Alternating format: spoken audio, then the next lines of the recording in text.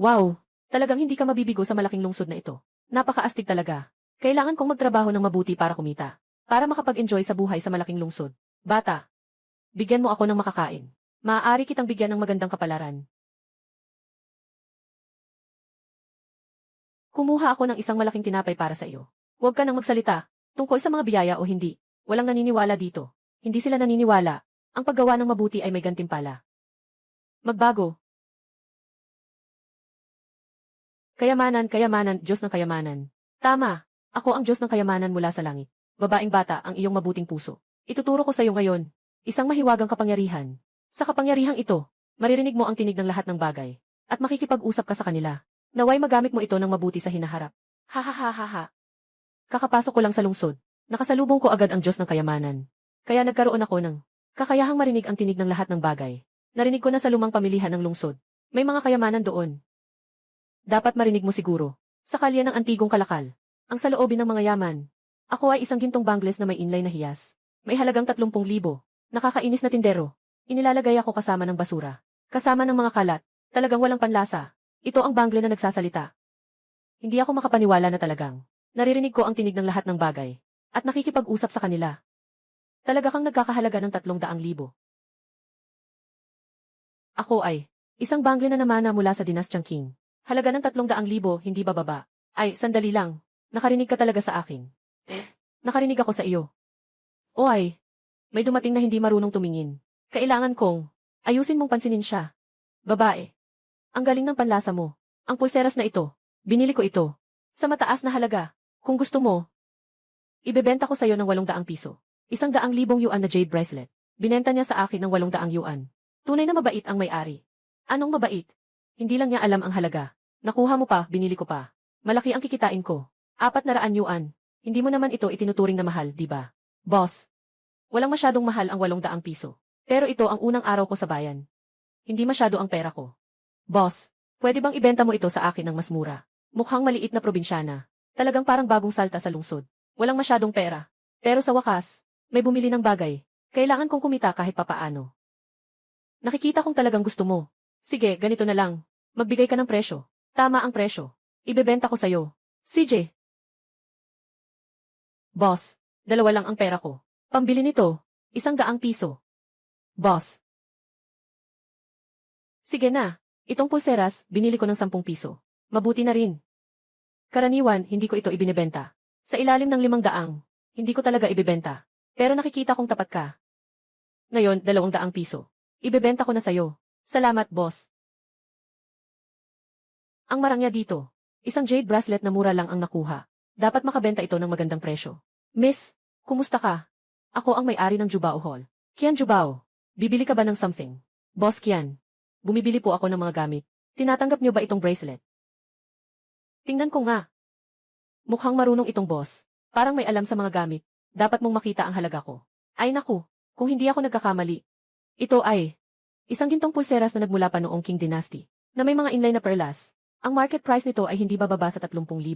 Batang babae, kung ibebenta mo sa akin, ibibigay ko sa iyo ang pinakamataas na presyo. 400,000 piso ang presyo. Ibaligya mo sa akin. Ano sa tingin mo? Sabi ko nga, mahalaga ako. Bakit hindi mo pa siya tinatanggap?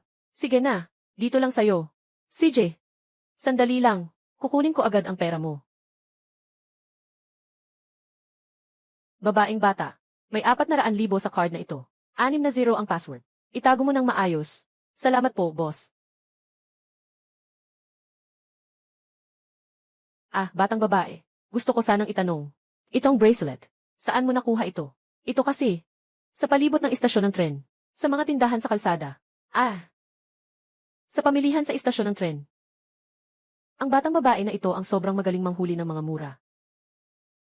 Kung magkakaroon siya ng kakayahang makipag-ugnayan sa lahat ng bagay. 20,000. Siguradong kikita siya ng malaki balang araw. Mabubuhay ng maganda sa lungsod. Tumingin-tingin ka muna. Tingnan mo, murang paupahan ang bahay. Kailangan munang humanap ng matitirhan. Lola, ang bahay mo.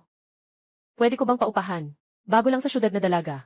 Mukhang naiisip pa lang ng malabo. Madaling lokohin. Siyempre, paupahan. Dadaling kita para makita ang bahay. Ang bahay ko ay nasa sentro ng lungsod. Madaling puntahan, kumpleto ang mga pasilidad. Maganda. Kumpleto ang mga kasangkapan sa bahay na ito. Hindi ko alam kung magkano ang buwan ng renta. Lola, Magkano ang bahay na ito? Buwan-buwan. Ay, hindi naman masyado. 5,000 lang isang buwan. 5,000 isang buwan. Sobrang mahal naman ito. Sa bahay namin, 5,000. Makakabili na ng lupa. Ako ay isang Ice Jade Rostone. Maaari itong magbukas ng halaga. 5,000,000 na pinakamagandang jade. Nagamit pa ito ng iba para sa asin na gulay. Talagang nakakapikon. Ikaw pala ay may halagang 5,000,000. Ice Jade. Mukhang hindi rin alam ng landlord ang halaga nito. Tama ka, bata. Bilisan mong umupa dito. Para mapagsamantalahan mo ako. Ayoko talagang mag-imbak ng asin. CJ. Itong batang ito, parang hindi naman mukhang mayaman. Parang sobra na yung 5,000. Napatakot niya siya. Sino ba ang niloko ko? Batang babae. Sa totoo lang, itong bahay. Pwede kong ibaba ang presyo sa'yo. Ipapaupa ko sa'yo. 4,000 isang buwan. 4,000 piso kada buwan. Basta rentahan mo ang bahay ko. Lahat ng gamit dito. Pwede mong gamitin ng libre. Kunin mo lang. Kumusta? Gamitin mo lang at kunin mo ng libre. Seryoso. Siyempre totoong-totoo yan. Dali, paupahan mo na. Ako na ang sayo. Ibenta mo ako sa merkado ng mga hilaw na bato. Hindi bababa sa 5,000,000. Ayos, paupahan ko. Gamitin mo ang card. Astig. Umuupa dito. Yung piraso na nagkakahalaga ng 500 piraso. Jade Rostone.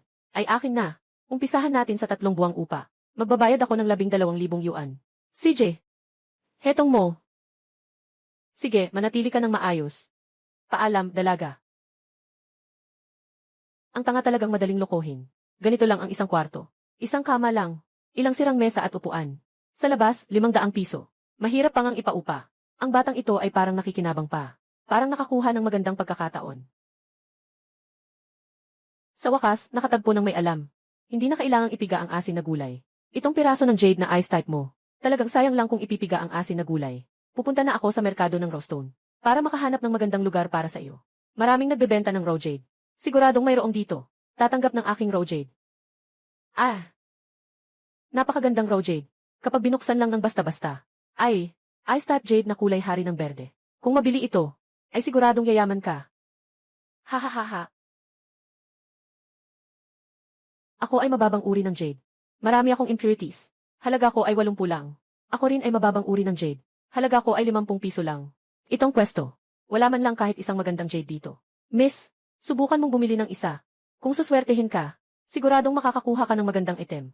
Sa dami ng mga rawstone dito, wala ni isa kahit magandang jade. Hindi ako bibili. Boss, dumating ako ngayon. Hindi para bumili ng hilaw na bato. Para akong magbenta ng hilaw na bato. Ano? Magbebenta ng hilaw na bato. Babaeng bata. Anong magandang batong pang-ukit meron ka? Ito lang ito. Mabuhok ang ibabaw. Hindi matagos ng ilaw. Hindi maganda ang kalidad. Batang babae. Magkano ang gusto mong ibenta? Gusto kong ibenta ng 500,000,000. Ano? 5,000,000. Itong sirang bato mo. Ibebenta mo sa akin ng 5,000,000. Alaynan. Nasa kali ako ng sugalan ng bato. Nagbebenta na ako ng raw stones ng maraming taon. Ang ganitong klase ng bato mo. Pinakamataas ay mabibenta lang. Ng 1,800 piso. Pero gusto mo akong bilhan ng 5,000,000 piso. Akala mo ba akong tanga? Boss. Hindi ka nangahas magbenta ng ganoon kamahal. Dahil ang mga paninda mo ay puro mura lang. Naglalakas loob akong ibenta ito ng 500 yuan. Dahil talagang nagkakahalaga ito ng 500 yuan.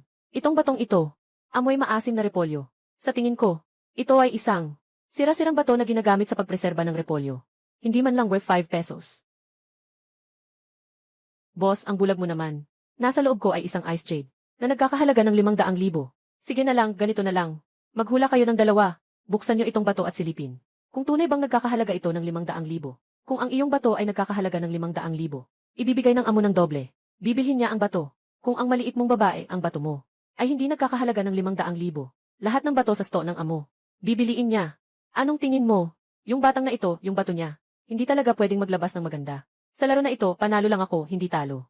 CJ, huwag kang makipaglaro sa kanya. Mas malaki pa ang kikitain mo ng 500,000. Sa tingin ko, ayos na rin. Magbukas ka na ng bato.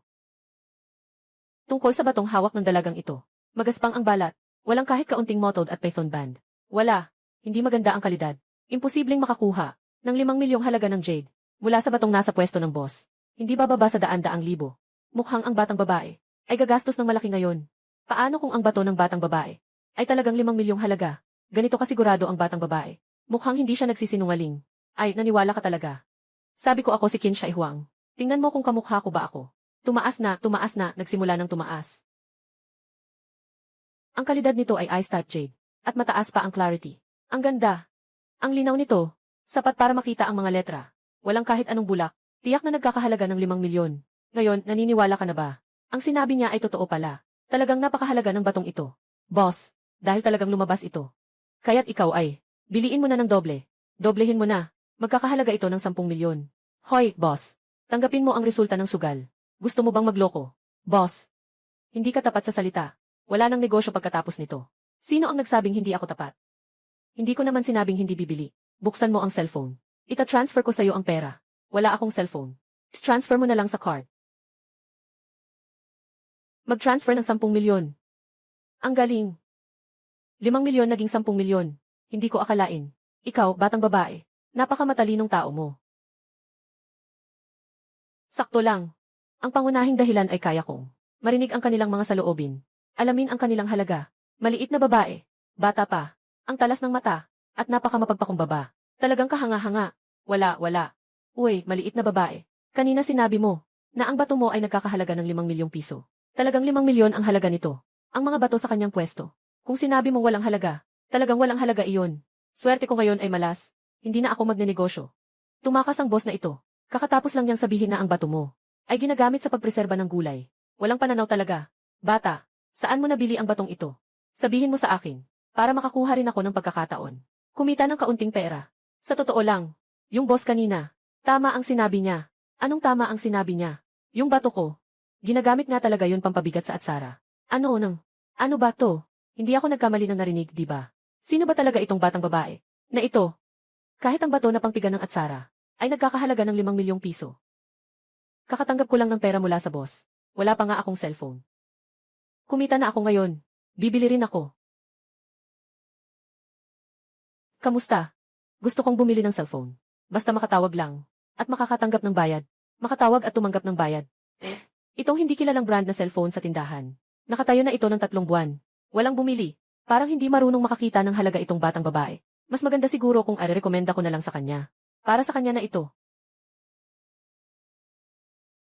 Ginoo, arerekomenda ko po sa inyo itong cellphone na ito. Ang disenyo ng cellphone na ito ay talagang kahanga-hanga. May pakiramdam ng porselana.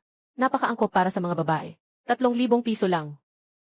Ako ay isang cellphone na nagkakahalaga ng 1,000. Mura at hindi kilalang tatak. May presyo na 3,000.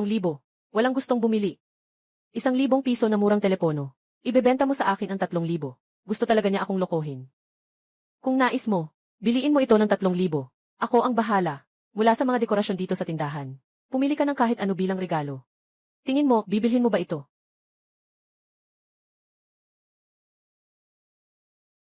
Ako ay pusa ng swerte na 9 piso. Pusa ng swerte. Napakakwentong ng boss. Isang pusa na 9 piso lang. Anong kayamanan ang maibibigay nito?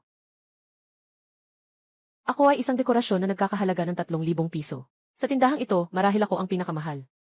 Ako ay isang salamin na repolyo na nagkakahalaga ng 80. Pero ang pangalan ko ay Jade Repolyo. Ako ay isang napakamahal na itim na ebony. Isang maliit na piraso ay nagkakahalaga ng 1,000. At ako, na ganito kalaki, ay isang buo at malaking piraso.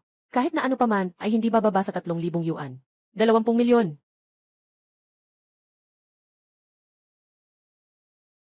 Pwede ko bang iregalo iyon?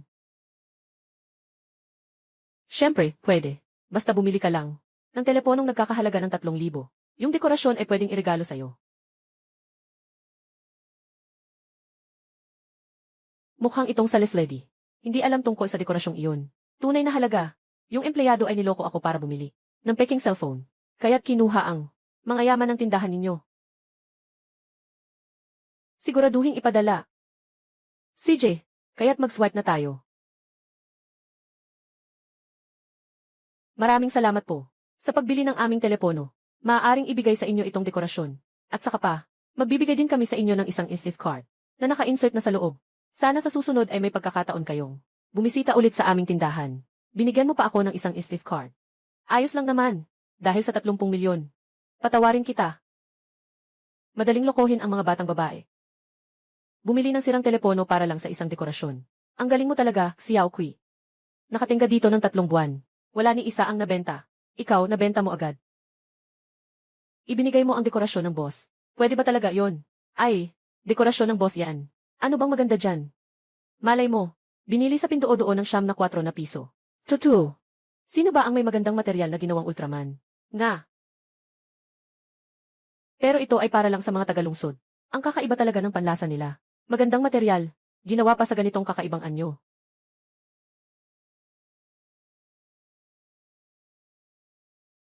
Boss Kian, may dala na naman akong maganda.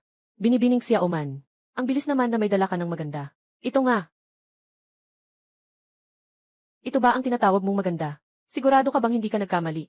Hindi po ako nagkamali, Boss Kian. Ito na. Ay naku. Ngayon, tulad nito. Malalaking piraso ng matandang sandalwood. Bihira na. Hindi ko inasahan. May isa ka palang ganito. Saktong may kaibigan ako. Gusto ko ng ganitong lumang material. Hindi ko alam kung willing ka bang ibenta. Kung willing ka namang ibenta, tatanungin ko kung magkano. CJ.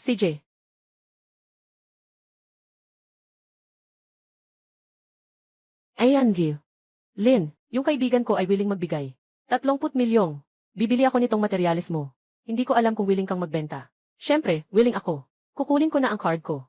Boss, pera. Ayaw ko na magbangko gamit ang iki. Ngayon, may cellphone na ako. CJ. Ipapadala ko na sa'yo.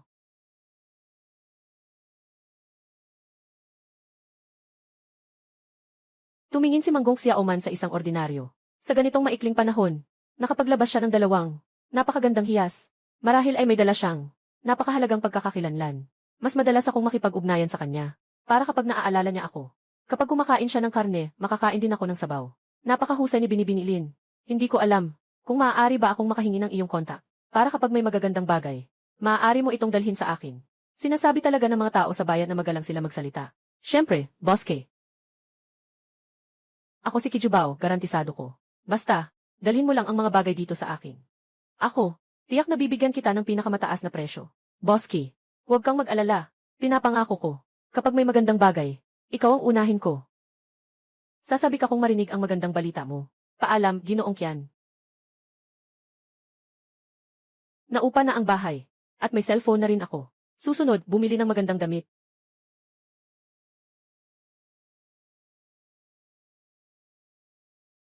Ngayon, nakuha na ang bahay. May cellphone na rin. Susunod, bumili ng magandang damit. Bata, huwag humawak kung hindi bibili. Bibili ako. Pwede ba akong humawak? Ikaw ang bibili. Tingnan mo ang suot mo na sira-sira. Kaya mo ba bumili? Kahit nagaling lang ako sa probinsya, wala akong gaanong pera. Pero hindi mo naman pwedeng sabihin yan sa akin. Galing ako sa probinsya. Tingnan kita. Bumili ka na lang ng mga sirang gamit na iyon. Sobrang malas ko talaga. Ako ay isang marangal na sutla ng kanluranghan, na nahukay mula sa libingan ng Mawangdui. Napakakomplikado ng pagkakagawa. Ngunit may halagang 13 bilyon. Isang pambihirang kayamanan. Akala nila maruruming damit ito. Napakamahal na damit. Parang basura ang tingin. Ganoon ba talaga sa mga malalaking syudad? Kukunin ko lahat ng damit na ito. Magkano? Isang tambak ng basura. Ibebenta ko sa'yo ng 50 piso na lang. Binigay sa akin ng 50 piso. Tumpok ng basura. 50 piso, kaya ko bang agawin to?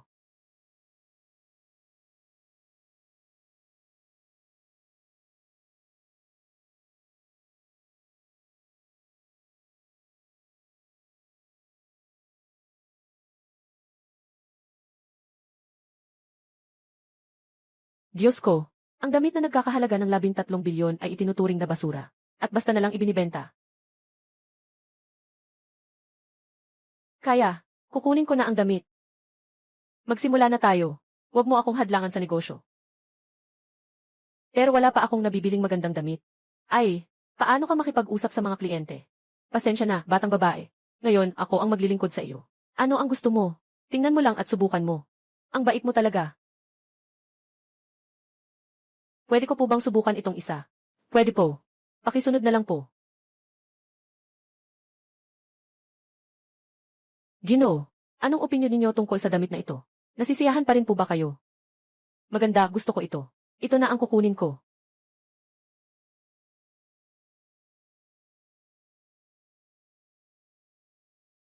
Mayaman talaga siya para bumili. Ano ang pakialam mo kung may pera siya o wala? Ayusin mo muna ang sarili mo. Naabot mo ba ang target mo ngayong buwan? Yung isang damit mo, Katumbas ng benta ko sa isang buwan. Kung alam ko lang ang resulta. Hindi ko sana ito ibinigay sa iyo. Hindi na naman umabot ang benta ngayong buwan. Tinanggal ka na.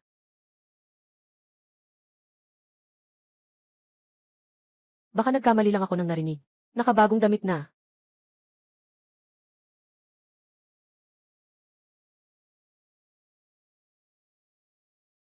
Hoy, boss ng pera. May dala akong isang bagay mula sa kanlurang Han. Tinatanggap mo ba ang sutlang zen na gawa sa pinong seda? Seda na zen na suot noong Han Dynasty. Sigurado ka ba? Siyempre, sigurado ako. Ito ay seda na zen mula noong Han Dynasty. Kung tatanggapin mo ito, ipapadala ko ito sa iyong tindahan. Kung talaga itong seda na zen mula sa Western Han, hindi ko kayang tanggapin dito. Ng ganitong napakahalagang bagay. Ganito na lang. Binibining Lin. Dalhin mo ang bagay na ito sa tindahan ko. Papaiyakin ko ang iba para tingnan din. CJ. Hoy, Kuya Zhang. Mayroon akong isang pambihirang kayamanan. Gusto mo bang pumunta rito? At tingnan ito ng magkasama. Oh, pambihirang kayamanan. Kumusta ang kalidad? Ay, hindi ko pa nga nakikita. Pero, yung inilabas niya. Malamang totoo. Sino siya? Bakit ka nagtitiwala ng ganito? Sa kanya. Biglang naglabas ng 2 hiyas. Hindi basta-basta tao. Si Jinyu Bao, sobrang talino. Ang taong kahanga-hanga sa kanyang mga mata.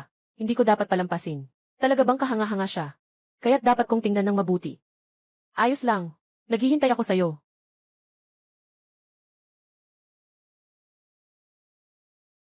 Ayan, Gil. Lin, ito ang kaibigan kong si Lao Zhang. Kumusta po, Gil? Lin, mas bihasa si Ginoong Zhang sa pag-aaral ng tela, kaysa sa akin. Sabi ninyo, ang hawak ninyo ay isang kasuotang zen mula sa tela ng Han Dynasty. Baka kulang ang aking kaalaman.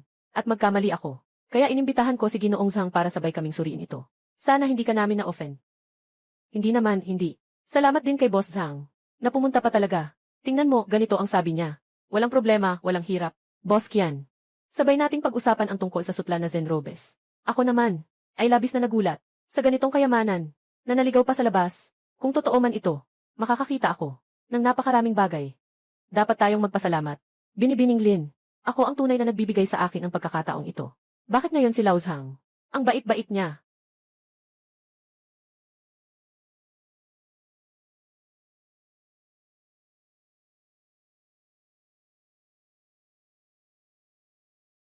Lao Zhang, totoo ba ito?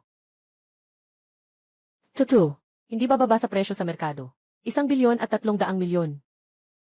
1 bilyon at 300 milyon. Hindi pinapansin ang 1 bilyon at 300 milyon. Tama nga ang aking hinala. Si Binibining Lin na ito, hindi talaga pangkaraniwan. Napakalaking pondo ng panustos. Hindi ko kayang ilabas. Mas maganda kung magpapakita tayo ng kabaitan. Iparekomenda si Janvi. Lin, sa auction house ng Jayashi. Para kay Sanji. Lin, may benta ang alahas na ito. At mas mapalapit pa tayo kay Jens. Lin, sa personal na ugnayan. Ayan, Gil. Lin, sobrang dami ng 12 bilyon na ito. Wala akong mapagkukunan na maibibenta. Mas mabuti pang irekomenda kita. Sa Jayashi Auction House. Huwag sabihin na 12 bilyon na. Kahit na mas mataas ang presyo. Hindi naman ito isang bagay na mahirap. Ano sa tingin mo? Pwede naman. Kung si Ginoong Kian ay makakapagpakilala sa akin. Social na iyon. CJ, pupunta na ako para makipag-ugnayan. Sakto lang, ilang araw na lang. May isang malaking auction. Maraming mga kayamanan ang lalabas. Ikaw na kayamanan.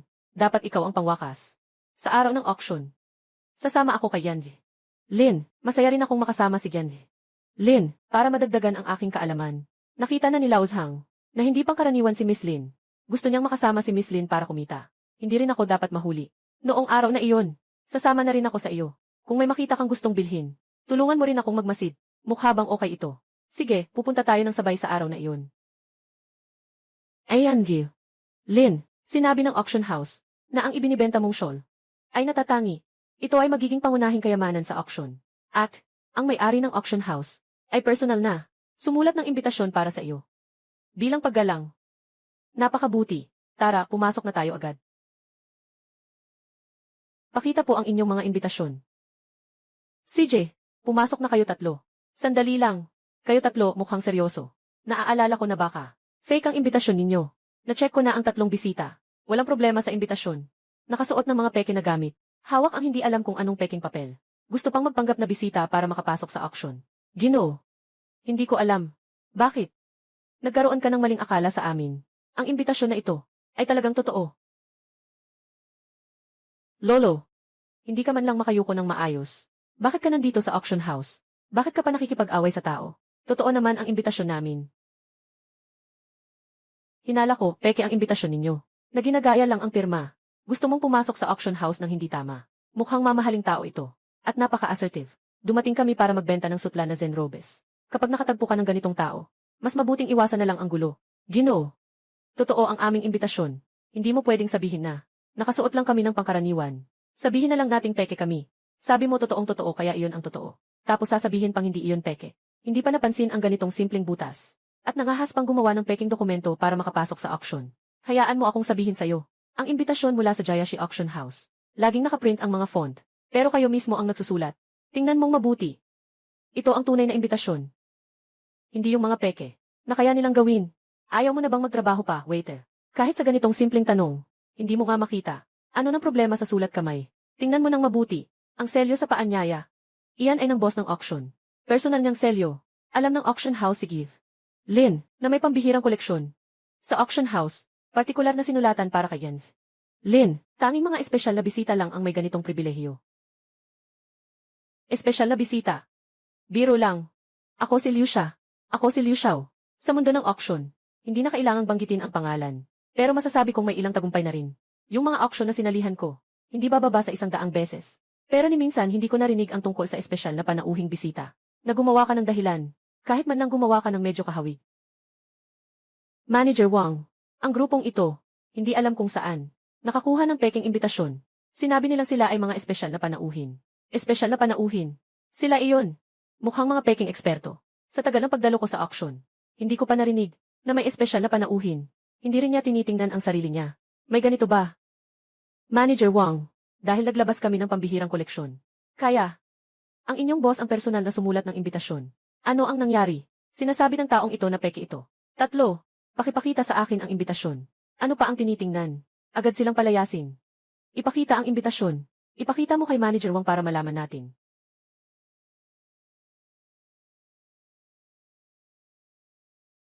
Tatlong tao, pakiusap, pumasok na kayo agad. Manager Wang, nadaya ka rin ba nila? Liu Xiao. Ang tatlong ito ay talaga namang mga ilaysin ng auction para ipakita ang pagpapahalaga ng boss. Ay personal siyang nagsulat ng imbitasyon. Hindi pwedeng mali. Ang may-ari ng auction house na ito, talagang nagsulat ng imbitasyon ng kamay. Liu Xiao, kakainis mo sa aming mga bisita. Magsorry ka sa kanila. Hindi pwede. Hindi ako magsisisi sa mga mahihirap na to. Kaya't, kailangan na kitang paalisin.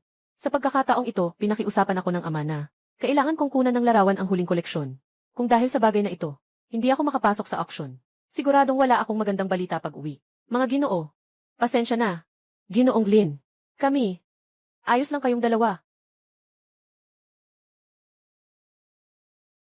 Anong espesyal na panauhing bisita? Matapang kayong makipagkontra sa akin, si Liu Li. Magkakaroon kayo ng masamang resulta. Mas gugustuhin ng boss na mapikon si Liu Dazhao. Kailangan din nating bantayan ang mga ito. Mga hindi kilalang bisita. Itong mga ito, talagang hindi basta-basta ang mga ito. Ang imbitasyon na sulat na mano-mano ng boss namin. Akala namin, na nagdulot ito ng hindi pagkakaintindihan sa inyo. Lubos kaming humihingi ng paumanhin. Kamakailan lang, sinabi sa akin ng boss ko. Sa auction, pwede kang pumili ng isang koleksyon na gusto mo. Maliban sa huling pirasang panghuli, lahat ng iba ay parang pasasalamat na regalo. Sa auction house ng Jayashi, kahit anong koleksyon. Sana magustuhan ninyo ang regalong ito. Sobrang gusto ko. Ayos yan. Magsisimula na ang auction. Pakiupo po kayo. Anong klaseng upuan ito? Ako si Liu, ang panganay na Ginoo. Ilagay mo ako sa 2 hilera. Pasensya na, kulang ang naitalaga. Ngunit ang mga upuan ngayon ay nakaayos na. Wala kaming magagawa para baguhin ito. Umalis ka sa daan. Liu Xiao, maupo ka.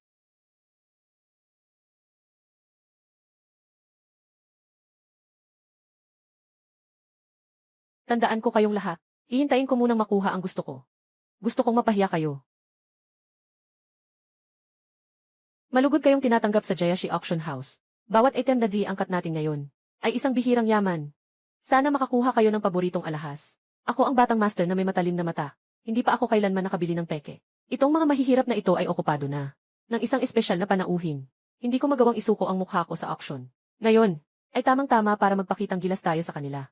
Kayo, gusto niyo bang maglaban sa akin? Anong gusto mong ipagsugal?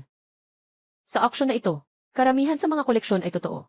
Ngunit mayroon ding mga peke. Huwag mag-alala. Subukan natin kung sino ang makakakita ng totoo. Ayan, Gil. Lin, hindi mo alam.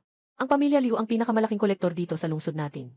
Sa buong bayan, bagamat mukhang pabibo si Liu Li, pero siya talaga ang tagapagmana ng pamilya Liu, na maingat na inaruga sa loob ng maraming taon. Huwag magpadalos-dalos si Miss Lin. Huwag kang mag-alala. May tiwala ako. Huwag kang mag-alala. CJ.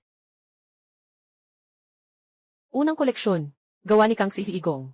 Lihim na palayok na gawa sa pulang luwad na may hugis lotus. Sa panahon ng Kangxi, gawa ng kilalang tagagawa ng palayok na si Huigong. Ang katawan ng palayok ay may hugis lotus na butil. Ang Huigong na sistema, napakabihirang makatagpo ng zuni na tiapot. Ang tiapot na ito ay nasa napakagandang kondisyon. Simulang presyo, 110,000. Ako ay isang zuni na lotus tiapot ng Huigong. Ngunit ito ay isang modernong kopya. Iba ito sa tunay na produkto. Nang ginawa ni Huigong ang pulang luwad na takure na may disenyo ng lotus seed. Sa katawan at balikat ng takure, mayroong napakagaan na bakas ng daliri. Ngunit wala ako nito. Ang pulang luwad na takure na ito ay gawa mula sa orihinal na mineral na cinnabar. Ito ay kulay kahel pula. Ang sukat ng bibig at hawakan ng takure ay balanse. Maganda ang pagkakagawa. Sa tingin ko ito ay tunay. Kung tunay nga ito, bibilhin ko na ito. Ang pulang luwad na tiapot na ito. Sandali, sa tingin ko ito ay peke. Peke nga. Paano pwedeng mangyari iyon? Huwad ito. Anong sinasabi mong kalokohan? Paano pwedeng maging huwad ito? Napakahusay ng pagkakagawa nitong palayo. Saan mo nalaman? Huwag kang magkalokohan. Habang ginagawa ni Huigong ang lotus seed na palayo, masasanay ka na sa katawan ng tiapot ng isang napakaliit na marka ng daliri. Pero wala talaga ito. Si Huigong ay hindi kailanman nagkaroon ng ganitong ugali. Sa lahat ng narito, kayo ay mga eksperto sa koleksyon. Huwag kang magbulaan dito. Nga. Lahat tayo ay naglalaro ng mga koleksyon ng maraming taon na. Hindi ko pa narinig ang ganitong sinasabi. Tama. Wala namang ganitong ugali si Huigong. Saan mo naman narinig yan? Nandito ka na naman sa walang kwentang usapan. Saan ko naman nalaman yan? Siyempre, ang palayok na ito ang nagsabi sa akin. Kaya't ikaw ba ay kukuha ng litrato o hindi? Sinasabi ko sa iyo na huwag kang kumuha ng litrato. Ito ay pek. Ang batang babae na ito ay napakabata pa. Mukhang wala naman talagang kakayahan. Tama si Liu Xiao. At saka, nag-ipon ako ng mga taon. Totoong hindi ko narinig na si Ginoong Huigi ay may ganitong ugali. Talo. 1,100,000. Nagbid ako ng 1,300,000. 1,450,000. 1,670,000. 1,110,000. 166,000 isang beses. 166,000 dalawang beses. 166,000 tatlong beses. Nagawa. Ngayon, oras na para ipakita ang sagot. Hayaan ninyong makita. Talagang itong batang babae. Wala akong alam. Malapit nang ipahayag ang tunay na pagkakakilanlan ng piraso. Ang pirasong ito ay pek. Ano? Paano magiging peke ang pang-ibabaw at hugis ng palayok na ito? Possible. Tama nga ang sinabi ng ginang na ito. Gawa ng Huigong. Kapag gumagawa ng tiapot na iksing, mayroong isang maliit na kaugalian na nag-iiwan ng bahagyang bakas ng daliri sa katawan ng bote. Impossible. Walang ganitong kaugalian ang Huigong. Talagang hindi ko pa naririnig kailanman. May ganitong ugali si Lord Hai. Naiipon ko na ng mga malaki at maliit na purple clay teapots. Nagamit na ni Lord Hai ang 1 o 2 beses. Talagang hindi ko pa nakitang. Dahil yun ang ugali ni Lord Hai. Kamakailan lang namin na-discover. Bumili ang boss namin ng 3 purple clay teapot. Matapos ang masusing pagsusuri at paghahambing. Napansin namin na sa hawakan ng tiapot, may maliliit na fingerprint ng may-ari. Nakipag-ugnayan ang boss sa maraming kolektor na may koleksyon ng mga likha ni Hai. Matapos ang usapan na tuklasan na talagang mayroon itong ugali. Naisip ko na tama ang batang ito. Ngayon, gamit ang koleksyong ito, nais ko ring ipaliwanag sa lahat ang natuklasang ito na ang aking 165,000. Hindi ba't parang nag-aaksaya lang ng pera? Ay naku, yung pera ko. Liu Dasha, ikaw ang nagsabi sa lahat na totoo ang koleksyong ito. Kailangan mo akong bayaran. Babayaran kita. Paano pwedeng mangyari to kung hindi mo ako babayaran? Saka ako magpapakalat sa labas na ito ay tunay na produkto. Magpapaniwala lang kami sa'yo. Sa susunod, sino pa ang magtitiwala sa'yo? Ano? Sino na matapang magsalita sa akin ng ganito? Sige, bayaran mo na lang. Okay, ibibigay ko sa'yo. Hindi ba't 160,000 lang yan? Sandali lang. Yung sa auction house ninyo. Kaka-discover lang nila. Paano niya nalaman? Nagtulungan ba kayo ng maaga sa kanya? Nagsabwatan ba kayo ng maaga? Talaga bang ang auction house ang nagpadala ng tauhan? Ang Jayashi Auction House ay 100 taong lumang tindahan. Hindi siguro sila gagawa ng ganitong bagay. Maghinay-hinay muna kayo. Ang aming auction house ay itinatag pa noong Republika. Mula nang magsimula hanggang ngayon. Hindi namin sisiraan ang aming pangalan. Nagtataka rin ako, Ginang. Paano ninyo nalaman? Hindi ko nga talaga. Nahanap ito sa inyong auction house. Ako mismo ang nakapansin nito. Ang ganitong kalaking auction house. Tunay na malakas ang kakayahan. Maraming paghahambing. Doon lang napansin ang simbolong ito. Sa sarili niyang pagkakatuklas. Paano naman niya nalaman? Maliban na lang kung siya mismo. May malaking koneksyon. Kung may mga resources, pwedeng ikumpara-compare. Para madiscover. Hindi ba itong si Ginoong Lin? May malalim na background. At hindi pangkaraniwan ang lakas. Ikaw ang nakadiscover nito. Bago pa man namin anunsyo si Ginoong Lin. Ay alam na niya. Parang kami rin ba, katulad ng amo namin. Nakapaghawak na rin ng maraming koleksyon. Naikumpara na ba ito? Paano ko sasagutin ito? Parang sasabihin ko, kaya kong makipag-ugnayan sa lahat ng bagay. Na sinasabi ng Purple Clay Teapot mismo sa akin. Ay, sige na lang. Sundin na lang natin ang paliwanag niya. Si Binibining Lin na ito, talagang may malalim na pinagmulan. Napakahusay talaga ni Binibining Lin. May kakayahan ang batang ito. Hindi mo aakalain. Anong pambihirang lakas? Sa tingin ko, nagkataon lang siya. Na nahulaan niya, isang batang babae lang. Paano siya magkakaroon ng ganitong malaking background at lakas? Tingnan mo kung paano kita mahuli. Mangyaring umupo na ang lahat. Ang palengke ay magpapatuloy. Mag-ingat kayong lahat. Makuha ang inyong paboritong bagay. Susunod na item ay isang likha mula sa Ming Dynasty. Ang koleksyon ni Shen Tuchong ng mga tanawin. Dahil sa hindi maayos na pangangalaga. May ilang bahagi ang nasira. Hindi na pwedeng ayusin. Kaya ang nagbebenta ay handang bumaba ng presyo para mabenta. Itong koleksyon, nagsisimula sa 100,000. Ngayon ay sisimulan natin sa 5 partido. Itong batang babae. Sagot niya noong nakaraang beses ay tama. Siguro ay aksidente lang. Ngayon, siya muna ang papasok. Tingnan natin kung meron siyang tunay na bagay. Ngayon, ikaw muna ang pumasok. Ako ay ang album ng mga larawan ng bundok at ilog ni Shen Shaizong. Sa kasalukuyan, sira na ito. Hindi naman ako gaanong mahal. Pero nasa loob ng aking scroll ng mga larawan. Nagtataglay ng isang likha ni Wang Xizhi. Na Ping Antay. Na nagkakahalaga ng 300 milyon. 300 milyon. Hindi ko inasahan. Na sa isang painting na nagkakahalaga ng 50,000. Ay may nakatagong. 300 milyong tunay na likha ni Wang Xizhi. Nakapatong ang painting na ito sa mesa. Tumingin lang ako. At sinabi kong may sulat ni Wang Xizhi dito. Hindi naman siguro maniniwala ang iba. Kung tatanungin nila ako, kung paano ko nalaman, paano ko ipapaliwanag iyon, hindi ko dapat sabihin iyon. Ganito kasimpleng larawan. Hindi mo pa rin nakikita. Ang dahilan. Hindi mo naman siguro sa mga nakaraang pagkakataon. Ay tiningan mo lang ako, di ba? Nga. Ganito kasimpleng larawan. Hindi mo pa rin nakikita. Talaga bang? Kanina ay nagkataon lang siya. Bago. Sa urnong ni Huigong nagawa sa Purple Clay. Kitang-kita naman. Ngunit sa pagkakataong ito, hindi niya ba mapapansin? Kung hindi mo mapapansin, hayaan mo akong magsabi na ang landscape painting ni Shen Shichong ay tunay nga. Kahit na ito ay nasira, ay may halagang 50,000 piso pa rin. Ngunit dito ay may lihim. Bilhin mo ito. Sobrang halaga sa presyo. Kung hindi mo ito ipapaliwanag, nandito ka lang para magpanggap. Ang painting na ito ay kahawig ng kay Huichong. Mga mangingisda sa Huanghe Mountain at iba pa. Maraming mga pintor ng tanawin. Iba-iba ang kanilang mga teknik. Ngunit ito ay tunay na likha. Yung dalawang nagsasalita. Totoo ang lahat. Pero si Shen Shaizong ay hindi masyadong kilala. At may sirapang painting. Ganitong klase ng painting. Binili mo ng 50,000.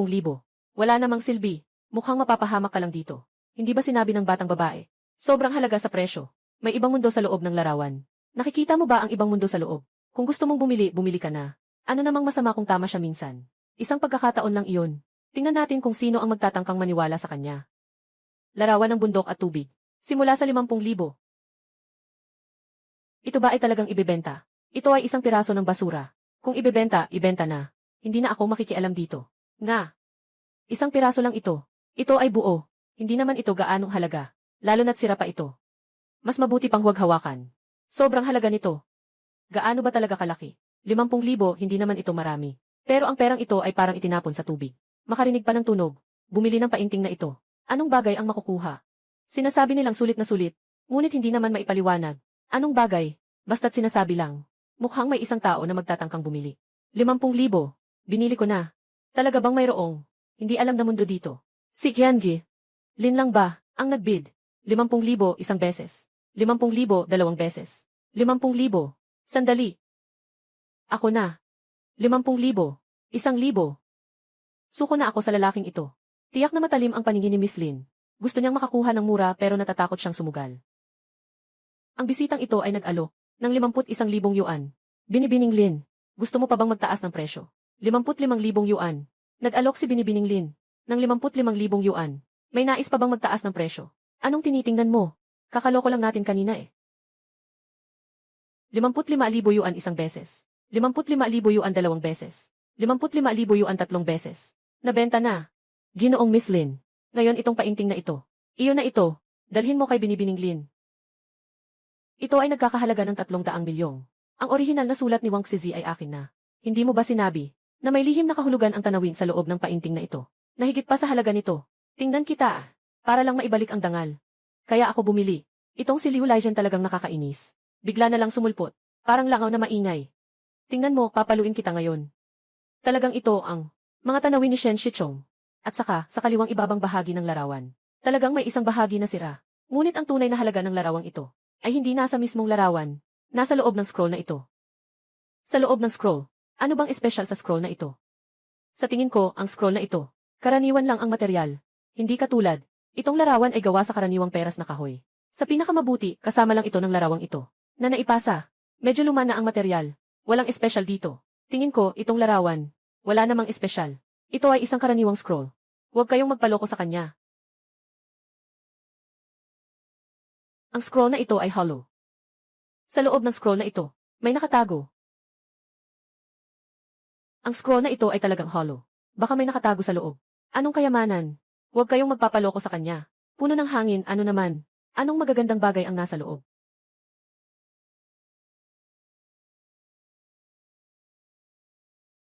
Sa loob ng scroll na ito, nakatago ang tunay na likha ni Wang Zizi. Ang Ping An Tai. Ginoong Lin. Pahintulutan mo akong tingnan. Sige, tingnan mo.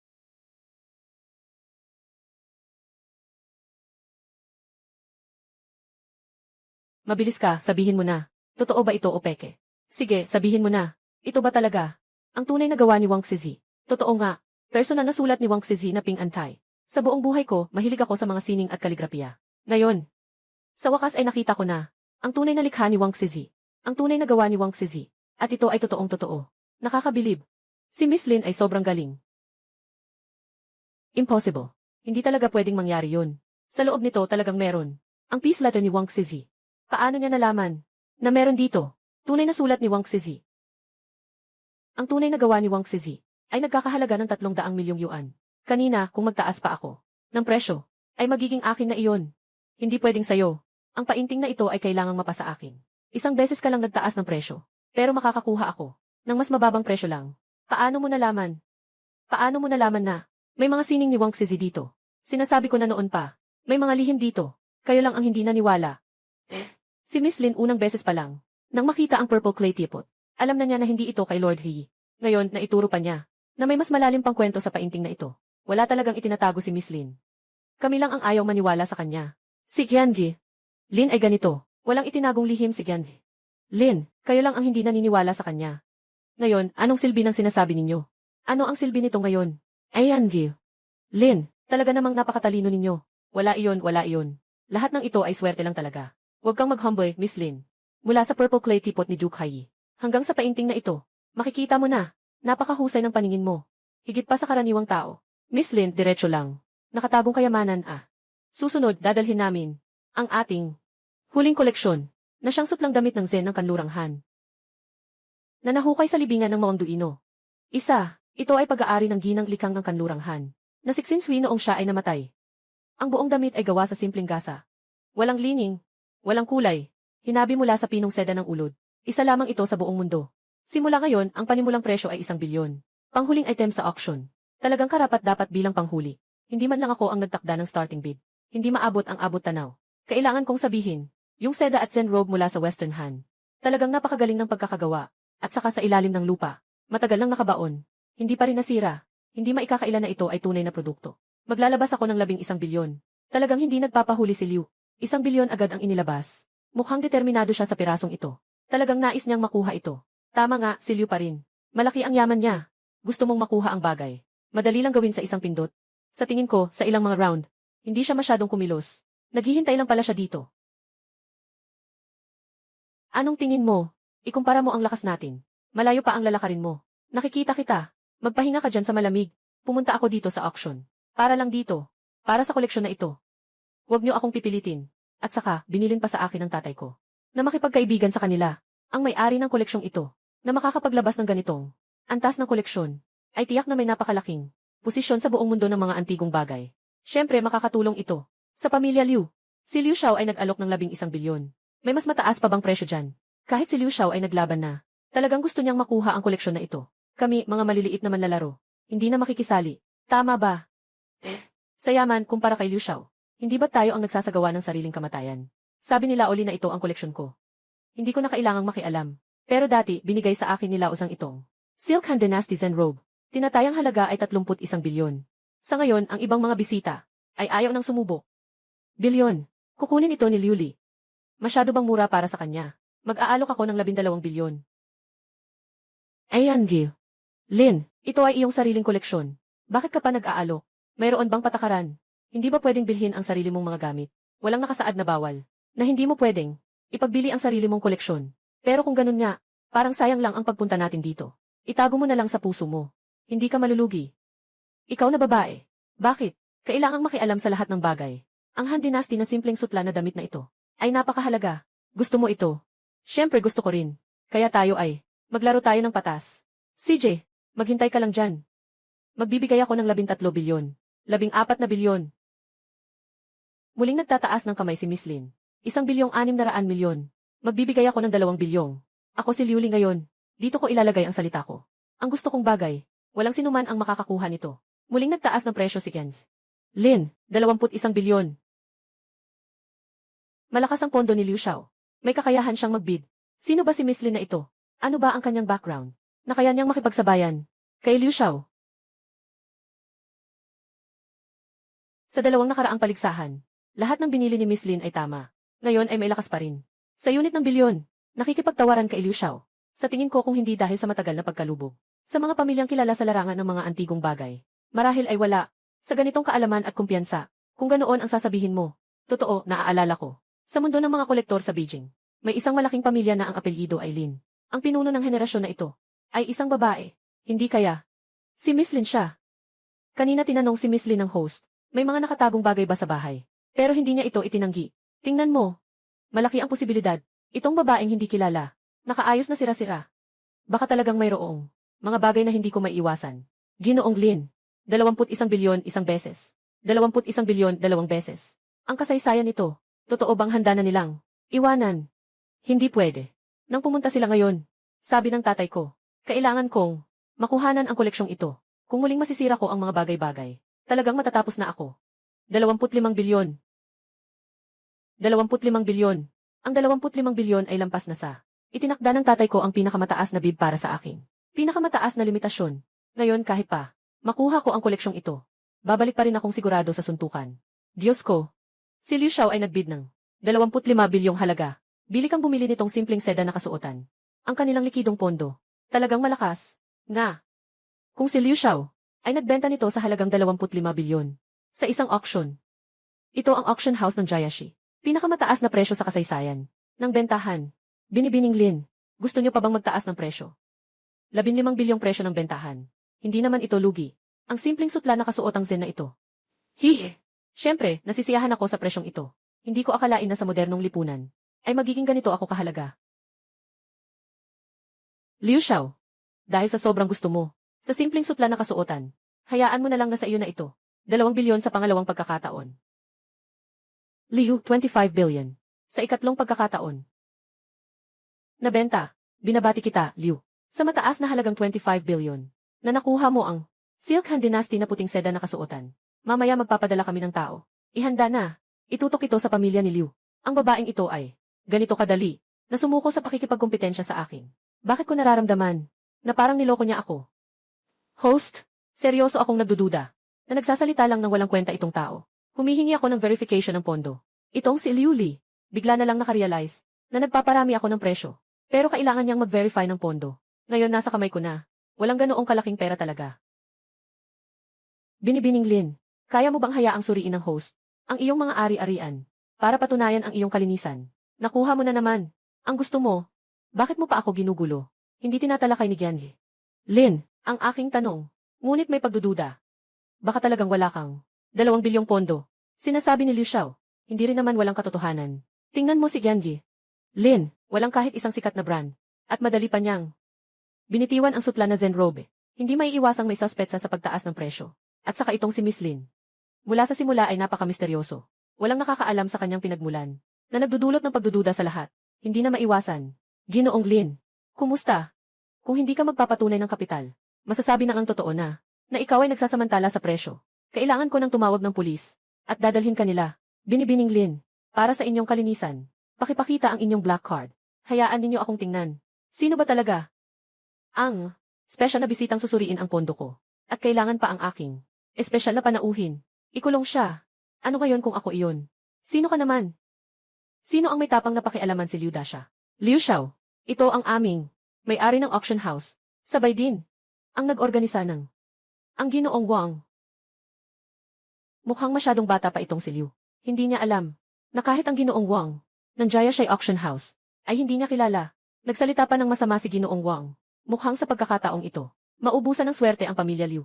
Ang taong ito ay ang pangulo ng Jiashai Auction House. Ay naku, talagang nagdulot ng gulo ang bibig ko. Magandang araw, Ginoong Wang. Kakagabi lang hindi ko naisip ang aking asal na nakasagasa ako sa inyo. Sana'y maunawaan ninyo at huwag nang ipagpilitan ang nangyari. Dahil si Liu Xiao ay isang malaking kliyente ng aming auction house na bumili ng sutla na Zenrobe sa napakalaking halagang 25 bilyon. Natural lang akong makipag-away kay Liu Xiaojio. Ngayon pupunta ako para makipagkita ng espesyal. Dala ang Western Han Silk Gauze Zenrobe. Ang taong ito na walang kapantay. Ang may-ari ng bihirang koleksyon. Ano? Hindi ba't ang naglabas ng kanitong Han Dynasty na sutla na Zenrobe ay isang kolektor na narito ngayon? Napakabuti. Gusto kong makita kung sino ang misteryosong tao na makakapaglabas ng ganito. Nangungunang koleksyon. Ginoong Wang. Huwag mo nang gawing misteryo. Agad mong ipakilala ang malaking tao sa koleksyon. Sa atin, para makilala natin. Ayos na ito. Hindi lang nakuha ang sutla na Zenrobe, kundi madali rin nakilala ang may-ari ng koleksyong ito. Sa wakas, hindi na sayang ang pagpunta rito. Dahil gusto ng lahat na makilala ang may-ari, tagapagtipo ng susi ng Zen. Kaya't ipapakilala ko sa lahat ng buong karangalan ang pangunahing koleksyon na inaalok sa auction. Ang susi ng Zen ay Gianhi. Lin, ano? Si Gianhi. Lin pala ay ang nagbigay ng West Han Silk Robe. Hindi ko akalain na si Gianhi. Lin, sa kanyang murang edad ay may ganitong kayamanan na makapag-ipon ng ganitong antikiti na pambansang kayamanan. Totoo bang ang hinala natin kanina ay ganito nga? Si Gianhi. Lin ba ito? Siya na ba ang namumuno sa pamilya Lin? Yung 2.5 bilyong binili ni Liu ay pag-aari pala ni Gianhi. Lin. Ngayon, imbitahan natin si Gianhi. Lin, at ang sutla na kasuotan. Bagong kolektor. Pumunta si Liu Xiao sa entablado para sa huling seremonya ng koleksyon ng pagsasalin. Gianhi. Lin, ngayon, si Liu Li. Hindi ka ba niya papagsakayin sa galit? Kinuha niya ang larawan. Ang aking mahalagang payak na sutra na damit. Dapat ay masaya ako. Hindi ko inakala na ang may-ari ng payak na sutra na damit ay isang hindi kapansin-pansing taga-baryo. Sadyang pinataas pa niya ang presyo. Kaya napilitan akong gumastos ng higit pa. Mga bilyong halaga ng maling bayad.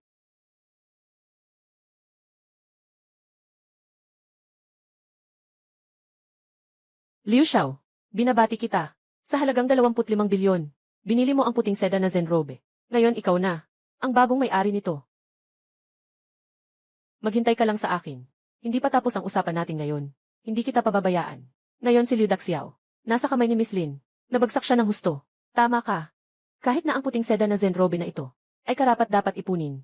Ngunit sa halagang 25 bilyon na ibenta. Malaki ang pagkakagastos ng pamilyang Liu sa pagkakataong ito. Mga Ginoo, ang Jiashai Auction House ay natapos na ang mga auction item. Lahat ay naibenta na. Maaari na kayong umuwi. Pakiusap, sandali lang. Gianhi. Lin, sutla na Zen na damit. 25 bilyon mula sa auction. Sa aming auction house, pagkatapos ng aming service fee, ay maayos na ilalagay sa iyong card. At tungkol sa nangyari sa auction kanina, si Liu Li ay humingi ng paumanhin kay Ginoong Lin. At sa inyong lahat. Bilang paghingi ng tawad, nangako ako kay Ginoong Lin na maaari siyang pumili ng isang koleksyon dito. Maaaring kayong sumunod sa akin. Ang koleksyon dito ay mga kinokolekta ko ito. Mga kayamanang ayaw kong ipagbili. Hindi ko alam kung papasa ba ito. Sa paningin ni Binibining Lin, lahat ng antigong ito dito. Kung alin man ang magustuhan ni Binibining Lin, kunin mo lang ng diretsyo.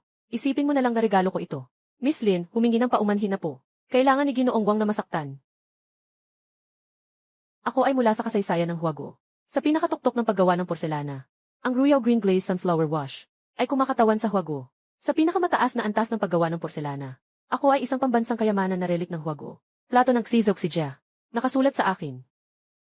Ang iba't ibang sistema ng Xizou. Ako si Empress Dowager Cixi. Ang perlas na gabing kasama sa libingan ng Silangang Tom. Sayang, dati akong Perez. Ngayon ako na lang ang natira. Nag-iisa na lamang ako. Dumating na rin ang tao. Hoy, tingnan mo nga ako. Ako'y personal na inutusan ni Emperor Qianlong. Ginugol ang 18 buwan sa masigasig na paggawa. Pinagsama ang pastel na may butas at umiikot na puso. 3 mahahalagang mahirap na teknik. Nasa isang bagay. Isang obra ng kahusayan sa palasyo. Napalitang bote. Dahil lang may punit sa isang sulok. Ay itinuring na sirang gamit. At inilagay sa lugar na walang pumapansin. Hindi ko inakala, Binibining Lin, na magkakamali ka rin sa pagtingin. Ang palitang boteng ito nga. Talagang maganda ang pagkakagawa. Kahit anong aspeto mula sa disenyo hanggang sa estetika. Talagang may estilo ng Qianlong. Sayang nga. Ito ay isang modernong sining. Hindi ito original. Tingnan mo, Lao Zhang. Ang galing ng teknolohiyang ito sa paggawa ng Peking. Kahit ako na isang antigong negosyante, halos akala ko na, totoo na pala. Magaling. Sa ganitong kalaking proseso, kaya nilang makagawa ng halos pareho. Makikita na ngayon ang kalidad ng paggawa. Ang galing talaga. Nga. Ikaw ang tunay na modernong artesano. Buong pamilya mo ay mga modernong artesano. Ako ay tunay na Qianlong.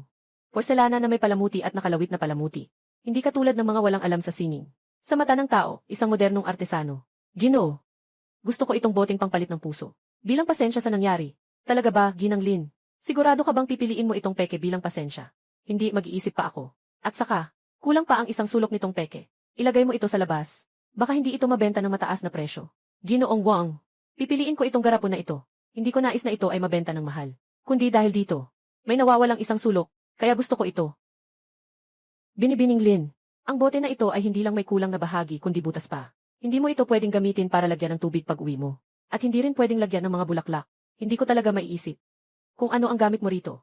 Tama, Binibining Lin. Binigyan ka ni Ginoong Wang ng pagkakataon ng hindi basta-basta. Na pwede kang mamili-mili sa kanyang silid ng koleksyon. Kahit anong gusto mo. Ay, hindi ko akalain na pipili ka ng ganito. Yung baso na may sira at tumutulo. At saka isang modernong likha. Hindi ko rin maintindihan. Gong Presidente Wang. Kung sasabihin ko na, ikaw na itong palyadong bote ng puso. Hindi ito gawa sa modernong sining. Kundi totoong bagay talaga, walang halong peke. Ang galing naman. Sa wakas, may nakakita ng tunay. Miss Lin. Ngayon, itong tunay na bagay. Di ba dapat nasa museo ito? Ito sa kamay ko. Paano ito magiging totoo? Sino ang nagsabi sa'yo na mayroong spinning bottle? Tanging isa lang ang pwedeng umiiral. Noong pinagawa ni Qianlong. Kami noon. Nakapaglikha kami ng isang peres ng spinning bottles. Pero dahil may bahagyang kapansanan ang katawan ko, kaya't hindi naglakas loob ang mga tagapaglingkod na ipakita ako. Kay Qianlong, dito lang ako itinapon, na nag-ipon ng alikabok hanggang ngayon. Ganito pala iyon. Ginoong Wang, ang bote ng paglipat ng isip na ito. 2 ang matagumpay na nagawa, dahil lang may depekto ito. Kaya noong panahon, sinabi ni Gong Ni sa Qianlong, na iisang transmuting bottle lang ang ginawa.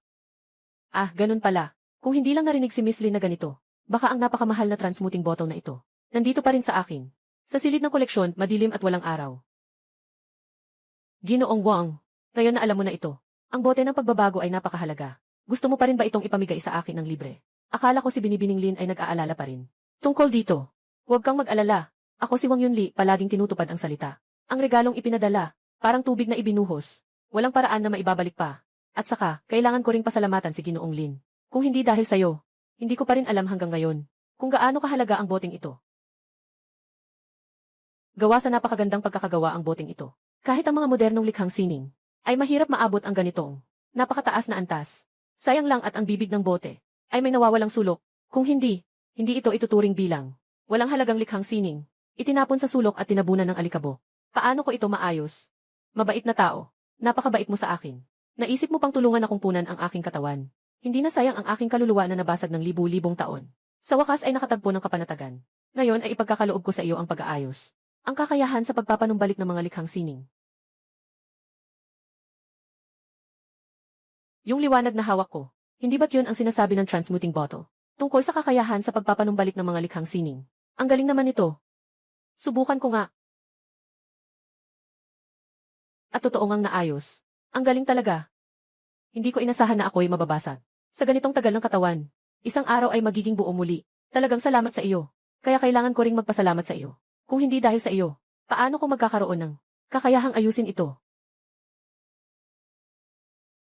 Boss Kian. Anong emergency? Kailangan mo talaga akong pumunta ngayon. Sige, sige. Hintayin mo. Pupunta ako agad.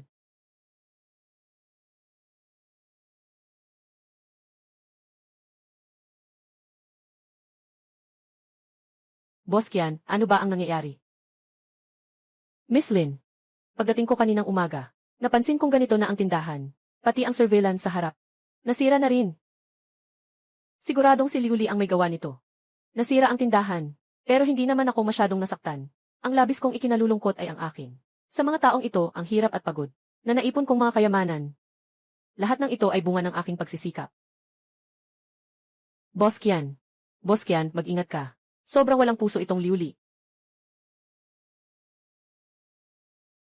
Umupo ka, Boss Kian. Talagang walang kwenta itong Liuli. Kung hindi mo mahanap ako, pupunta na lang ako. Sa tindahan ni Boss Kian, may gulo. Matanda na si Boss Kian. Hindi na niya kayang tiisin ang ganitong gulo. Nakuha ko na. Katatapos ko lang mag-ayos ng botelya sa bahay. Naitama ko ang kulang. Siguro makakatulong din ito kay Boss Kian. Ang mga antigong bagay sa tindahan ay bumalik sa kanilang orihinal na anyo. Ginoong Kian, huwag kang mag-alala. Susubukan kong tulungan ka na maibalik ang mga antigong ito.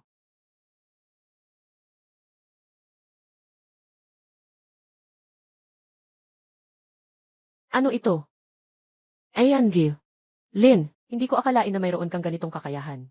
Yung sirang-sira ng antigong bagay na iyon. Ay naibalik na. Ang galing mo talaga. Boss Quinn, nandito ako. Ngayon, hindi ka na kailangang mag-alala. Sa mga paborito mong kayamanan. Itong Tang Dynasty na pinintang na ceramic na may ginto. Noong una kong nakuha ito. Ang gintong dahon sa katawan nito ay tuluyang nahulog na. Paano ito ngayon parang bago na naman? At ito pa, mula pa sa panahon ng Suande. Ang palamuting bulaklak sa plato. Dati, malinaw na may isang malaking bitak sa plato. Ngayon, bigla na lang itong nawala lahat. Miss Lin. Dali ka dito. May nadiskubre ako. Na napakahalaga. Tingnan mo. Itong palamuting may mga sanga. Nung una pa namin itong natanggap, dati itong may laman. May isang bitak na tumatawid mula itaas hanggang ibaba. Matapos mong ayusin ito, ang katawan ay hindi lamang naging buo, kundi ang kinang nito ay mas malakas kaysa dati. Hindi ba't dahil ito? Sa kakayahan kong ayusin mula sa bote, na hindi lamang nakakatulong sa mga antigong ibalik sa dati. Pwede pa bang gawin ang mga antigong ito, na parang bagong gawa lang, na kuminang, at pati na rin itong Tang Dynasty na luwad na estatwa, na nakabaon sa lupa. Ang kulay sa ibabaw nito, matagal lang nilamon ng mga mikrobyo sa lupa, at nabubulok na. Ngayon, parang bagong pinturang ginto. Ang kulay ay buhay na buhay. Aba, ikaw. Ang mga kamay mo, talagang mahika ang mga ito. Hindi ko inakala na ngayon ay hindi lang maririnig ang antigong nagsasalita. Maaari pa rin niyang matulungan ang antigong bagay na maibalik ang katawan nito. Ngayon, malaking kita na ito. Malamang ang kalagayan ng tindahan. Ganito ang itsura. Ano? Sabi niyo pagkatapos masira ang antigong tindahan. Nabuo ulit ang antigong mga bagay. Liu Xiao. Pareho tayong nakita ng mata. Kung ano talaga ang babaeng ito. Anong pinagmulan niya? Hindi lang siya may mataas na kakayahan sa pagsusuri ng mga antigong bagay, kundi marunong din siyang ayusin ang mga antigong bagay. Wala akong pakialam kung ano ang pinagmulan mo. Kung nakasagupa mo si Liu Dasha, dapat kang lumuhod ng maayos. Lumuhod ka at magmakaawa sa akin. Noong nakaraang beses sa Jiaxi Auction House, pinilit akong maglabas ng pera ng babaeng ito. 10 bilyong yuan na walang kwenta, para bilhin ang simpleng sutla na kasuotan. Halos gumuho ang stock market ng pamilya ko. Dahil dito, pinagsabihan ako ng tatay ko ng todo. Hanggang ngayon, hindi pa ako makabangon mula sa kama. Itong galit kailangan kong ipaghiganti. Kayong dalawa, bantayan niyo ng mabuti ang babae, at yang tindahan. Kapag may nangyaring kakaiba, kaagad niyo akong kontakin. Hi Miss Lin. Boss Kian. Kakatapos ko lang tumawag sa'yo. Hindi ko inasahan na ikaw mismo ang pumunta dito. Boss Kian. Natakot ako na magpatuloy si Liuli na magulo. Hindi mo kayang mag-isa. Kaya naghahanda ako nitong mga araw na ito. Kasama kayong magbantay sa tindahan. CJ. Boss Kian, ano ito? Ito ay mula sa Pangulo ng Asosasyon ng mga Antigong Bagay, na nagpadala ng tao para sa pagsusuri ng mga kayamanan.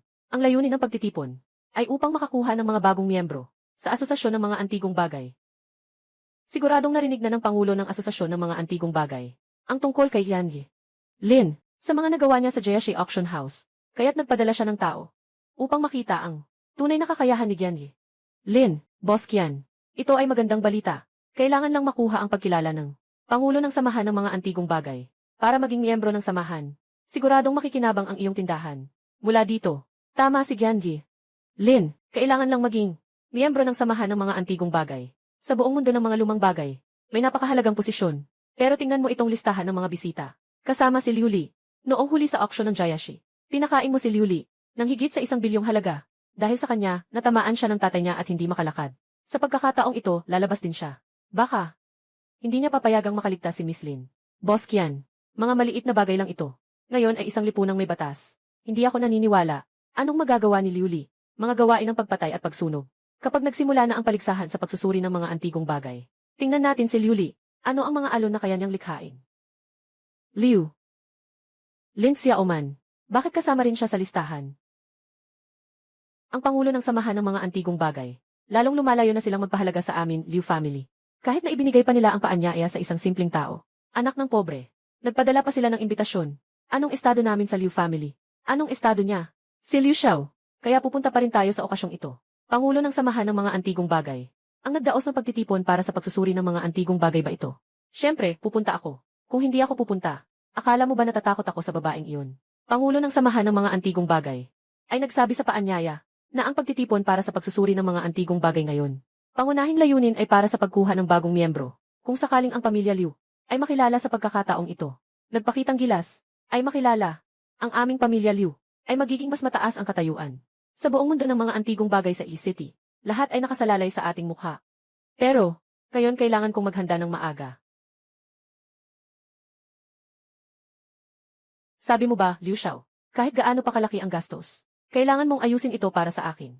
Naintindihan mo ba, si Liu Xiao? Lin Xiaoman. Noong nakaraang beses sa Jiashi Auction House, nagkamali ako dahil sa aking kapabayaan. Ngayon ako ay maingat na naghanda. Bilang isang miyembro ng Cultural Relics Association, ngayong araw tiyak na ako ang taong nasa tabi ko. Ngunit sa mundo ng mga antigong bagay, ang tanyag na tao, na tinatawag na santo ng paghawak ng mga antigo na si Liguer, Guro Li, ay tila ang pinakasikat na santo ng paghawak ng mga antigo. Siguro Li sa mundo ng mga antigong bagay, hindi ba siya nagtatago sa mundo, at hindi lumalabas sa loob ng maraming taon? Hindi ko akalain na tinawag siyang Liu Xiao. Pakiusap, dalhin siya. Itong si Ginoong Li ay may kakayahang suriin ang tunay at peking mga antigong bagay, at ayusin ang mga ito.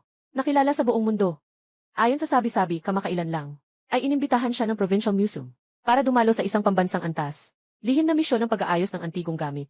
Mukhang malaki ang pinuhunan ni Liu Xiao ngayon para makuha ang pagiging miyembro ng samahan ng mga antigong gamit. Mukhang wala na tayong pag-asa. Bahala na, panoorin na lang natin ang kaganapan. Kumusta, taga-baryo? Naintindihan mo ba? Itong nasa tabi ko ay isang profesional na eksperto sa antigong bagay. Sa kakulangan mo sa kaalaman, hindi ka karapat-dapat na makipagkumpetensya sa samahan ng mga eksperto sa antigong bagay. Bilang miyembro, kung ngayon ay laluhod ka sa harap ko, at aminin ang pagkakamali mo, at saka, ibebenta ko ang aking sutla na Zenrobe sa auction. Ibabalik ko lahat ng 2.5 bilyong iyon. Pag naging miyembro na ako ng Cultural Heritage Society, pagkatapos, maaaring isaalang-alang ko ang pagpapatawad sa iyo. Para sa iyo at sa antique shop ng matanda na ito, isang paraan para makalakad. Nabalitaan ko na dati. Dahil lumampas si Liu Xiao sa budget, matapos niyang bilhin ang puting seda na Zenrobe. Sa bahay, pinagalitan siya ng kanyang ama, at natumba sa kama, hindi makalakad. Ngayon na nakikita ko si Liu Xiao, parang dati pa rin siyang masigla at buhay na buhay. Nakakagaan ng loob ko na. Kung hindi, medyo may guilt ako sa puso ko. Palapalagay ka lang sa salita. Ano bang silbi nun? Ang taong ito ang pipiliin ko. Bakit kaya ang dalagang ito ay sa Jiashi Auction House? Naglabas ng Western Han Plain Silk Robe. Misteryosong kolektor. Sinasabing ang kanyang pinagmulan at lakas ay napakalakas. Hanggang ngayon walang makapagsabi kung ano talaga ang kanyang pinagmulan. Parang mga Diyos na naglalaban. Gusto ko to, gusto ko to.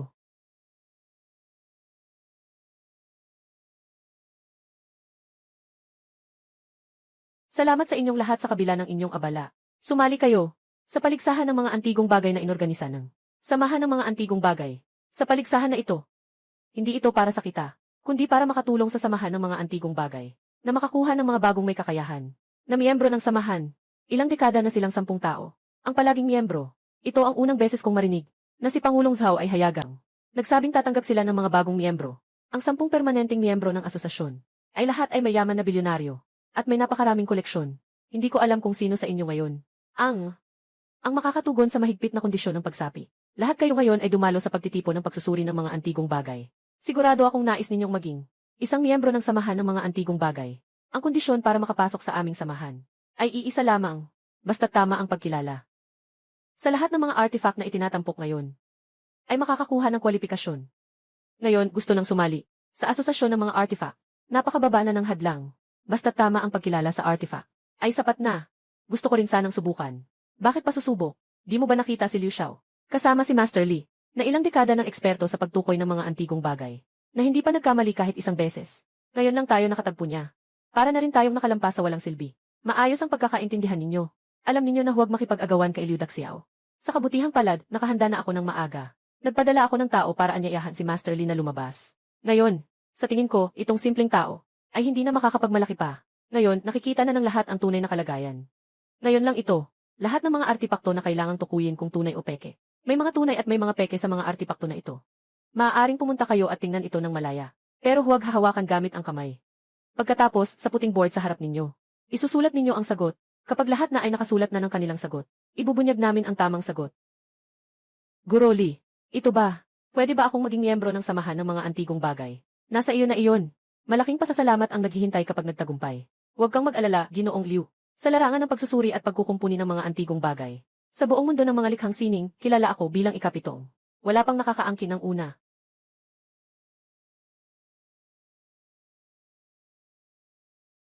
Ako ay isang fish egg green noong panahon ni Kangxi.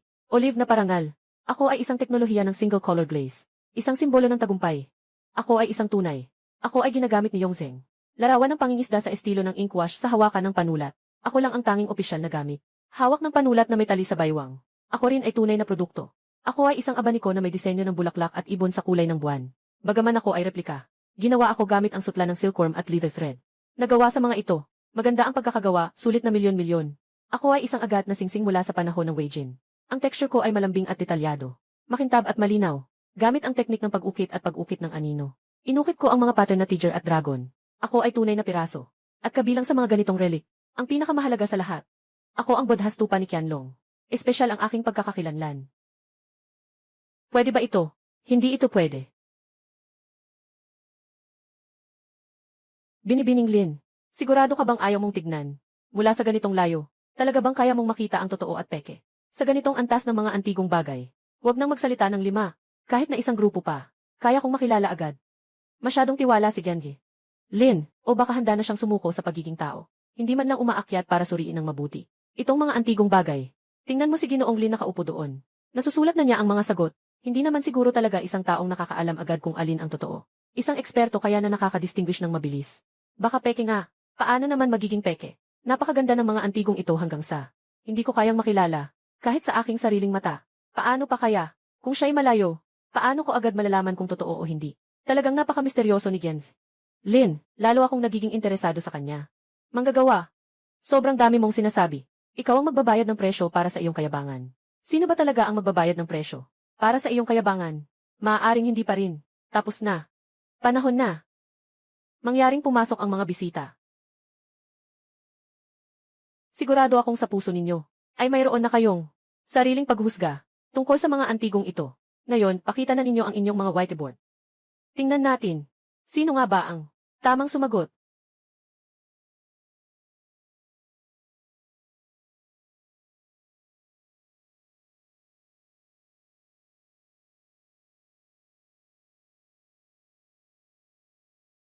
Sandali lang. Ang sagot ni Genji Lin sa unang tanong ay eksaktong kapareho ng kay Ginoong Li. Hindi ko akalain na si Genji Lin ay nakaupo ng napakalakas sa kanyang upuan at makakagawa ng sagot na kasing detalyado. Nang isinulat ni Ginoong Li, talagang may matalas na mata siya. Ngunit sa huli, itinuring ni Ginoong Li na peke ang antigong ito. Ngunit si Genji Lin ay nagsulat ng totoo. Bakit siya naglagay ng sek? Ibig sabihin ba nito? Hindi ba talagang kinopya ito mula kay Ginoong Li? Mukhang kailangan lang nating hintayin si Pangulong Zhao upang ilabas ang tamang sagot, para malaman natin kung ano talaga ang nangyari. Sino ang tama at sino ang mali? Lin Xiaoman. Kanina, sinadya mong umupo sa pwesto at hindi gumalaw. Takot ka bang masyadong pangit ang kalalabasan mamaya? At walang mahanap na dahilan?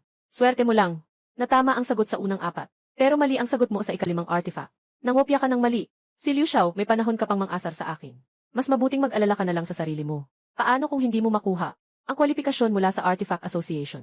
Paano kung pag-uwi mo ay pagsabihan ka uli? Nang nakaupo ka kanina. Yung balikat mo, isa mataas, isa mababa. Hindi kaya yung sugat mo noong nakaraan. Hindi pa tuluyang gumaling. Pangulo, mas mabuti siguro kung ipahayag mo na ang resulta, para maagang mapigilan ang mga ignorante na magsalita ng walang basehan. CJ, dahil sabi kayong malaman. Kung totoo o peke ang 5 antigong ito, ay ating ibubunyag ang sagot. Ang unang antigong ito ay mula sa panahon ni Kangxi, isang berdeng olibo na sisidlan ng itlog ng isda. Ang sukat ng bibig at ilalim ay pareho. Dahil ang hugis nito ay parang oliba, kaya tinawag itong olibong baso. Ito ang pinakakaraniwang lalagyan noong Qing Dynasty. Ito ay tunay na produkto. Ang pangalawang pirasang kasaysayan na ito ay ginagamit ni Yongzheng. Isang tinta at kulay na larawan ng pangingisda sa isang pen holder. Ang larawan ng pangingisda sa pen holder na ito, malinis at malayo sa ingay. Simple at natural ang komposisyon, lalo na sa paglalarawan sa mangingisda. Napaka-espesyal. Totoo ito. Ang ikatlong artipakto na ito ay peke. Ano? Akala ko ay tunay. Noong huli kong pumunta sa National Museum, nakakita ko ng isang fan na panggrupo at itong fan na ito. Magkatulad ang pagkakagawa, akala ko ay tunay pero peke pala. Sayang, nagkamali ako sa hula. Ito ang ikatlong piraso ng kasaysayan. Kahit na ito ay isang pekeng. Ngunit ito ay isang napakahalagang modernong sining. Ang bisitang ito ay talagang nagkamali. Hindi naman sayang ang pagpunta ko rito. At ang pagbili nito sa mataas na presyo. Ang ika-4 na piraso ng antigong ito ay isang agatring mula sa panahon ng Wei at Jin. Wei Pushai, ang aget bilang mahalagang palamuti, ay simbolo ng katayuan at posisyon. Ang singsing na agat na ito ay inukit mula sa isang buong piraso ng agate. Ang ganitong laki ng natural na agate ay hindi karaniwan noong panahong iyon. Kaya ang singsing na agat na ito ay eksklusibo para sa mga emperador. At ito rin ang pinakamahal sa mga relikya. Nakita ko ang unang 4 na relikya. Na lahat ay tama ang sagot. Tanging si Giangi, Lin lamang, at si Ji Liu kasama si Master Li, at tungkol sa huling ito. Ito ay isang kontrobersyal na relikya. Gusto kong hilingin sa 2 tao na magbigay ng kani-kanilang opinyon. Guro Li, ikaw ang maunang magsalita, para hindi mamaya ay kopyahin ng taong iyon ang iyong sinasabi. Ang ika-5 relikya ay peke. Ang relikya na ito ay isang kopya mula sa panahon ni Qianlong, sa pabrika ng imperial na Jingdezhen, na gumawa ng mga kulay na lotus na stupa. Ang tuktok ng stupa ay pinalamutya ng isang ruyi na sisidlan. 13 palapag na sumasagisag sa 13 langit. Ang katawan ng stupa at ilang dekorasyon. May asul na glaze, at may gintong kulay na naglalarawan ng lotus na disenyo. Sayang nga, ang ilalim ng antigong ito ay mahusay ang pagkakagawa. Ngunit ang bahagi ng tuktok ng Tor ay medyo magaspang, at ang mga bahagi na nagkakasalubong ay may hindi pantay na kulay. May mga pagkakamali sa pagkakaalin. Madali lang itong makita. Modernong sining ang nagluto nito. Kaya't ang bagay na ito ay peke. Ipinaliwanag ni Ginoong Liang. Background at sining ng ika-5 koleksyon ng malinaw. Kitang-kita na siya ay eksperto. Alaynan. At kahit si Pangulong Zhao ay nanguna sa palakpakan, tiyak na ito ay totoo. Alaynan. Siguro Li ay talagang karapat-dapat na maging guro. Matagal na siyang namamayagpag sa mundo ng mga antigong bagay. Talagang may ilang tunay na kakayahan siya. Kahit gaano pa katalino si Gian Lin, sa pagkakataong ito, malamang na hindi siya makakaila kay Guro Li. Hindi na ito posible. Mukhang may kredibilidad ang taong ito. Siyempre, ito ay kay Liu Xiao na. Ayos. Si Ginoong Li ay nagbigay ng detalyadong paliwanag tungkol sa ika-5 bagay na ito. Talagang karapat-dapat siya sa larangan ng mga antigong bagay. Isang batikang eksperto. Susunod. Si Giangi. Lin, magbigay ka ng sarili mong opinyon. Bakit pa siya magsasalita? Ginoo Zhao. Alam mo na agad sa sagot niya. Kinopya lang niya. Hindi na niya naayos. Yung tipong tulad niya. Di pa niya makikita ang Budhist Tower ni Qianlong. Liu Xiao. Sa tingin ko, sa ganitong sitwasyon ngayon, mas makabubuting pakinggan ang pahayag ni Miss Lin. Tanga. Yung kwalifikasyon para makasali sa Cultural Relics Association. Pinaplano ko na. Sa tingin ko, makakapagsalita ka mamaya. Anong klaseng bulaklak ito? Ang gusto kong sabihin. Kakausap na ako ni Master Li. Halos nasabi na niya lahat para sa akin. Anong nangyayari? Baka si Miss Lin ba talaga? Kinuha lang ang sagot ni Master Li. Sabi ko na. Nandyan si Miss Lin, na hindi man lang gumagalaw. Paano niya naman agad?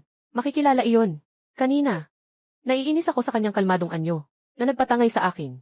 Akala ko may alam siya. Isang bagay lang ang sasabihin ko. Ang ikalimang antigong ito.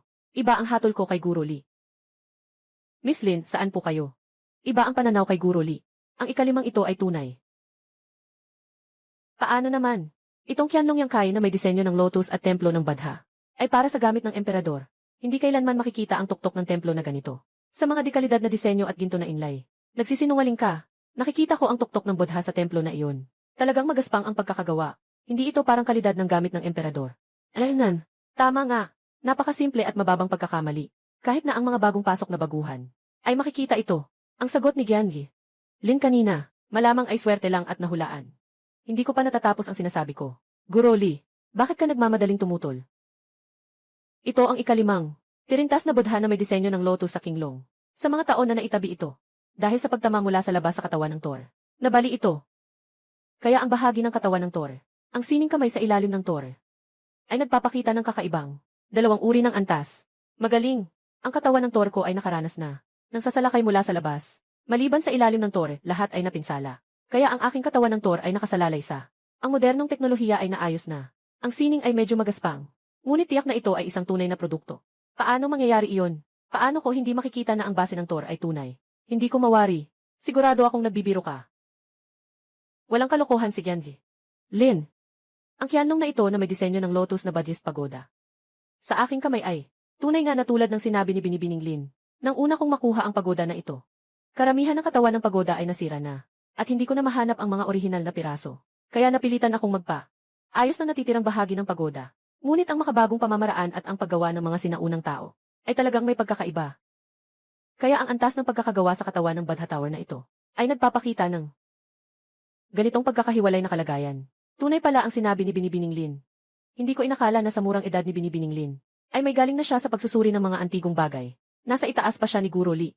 Nga, katatapos lang niyang umupo sa upuan. Hindi gumalaw. Nakita niya agad kung tunay o peke ang lahat ng antigong gamit. Ito ang tunay na likas na talento sa pagsusuri ng antigong gamit. Lee ang apelyido mo. Hindi ka ba kilala bilang bihasa sa antigong gamit? Hindi mo ba sinabi na lahat ng antigong ito ay kaya mong tuklasin kung totoo o peke sa isang tingin lang? Ano ba itong nangyayari? Nanghihinayang ako na gumastos ng 5 milyong para kunin ka. Hindi mo pa nga makuha ang lisensya bilang eksperto. Ibalik mo na ang pera ko. Liu Xiao.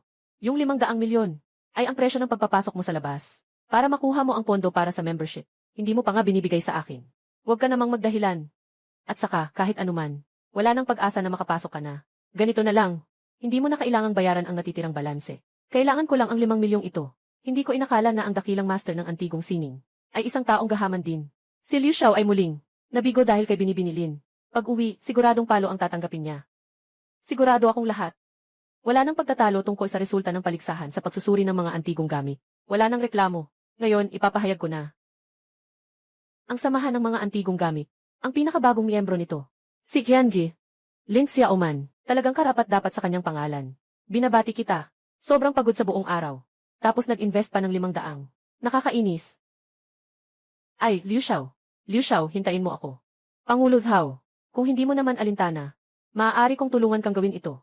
Badha Tower na may glazed porcelain design ng Qianlong. Naayos na.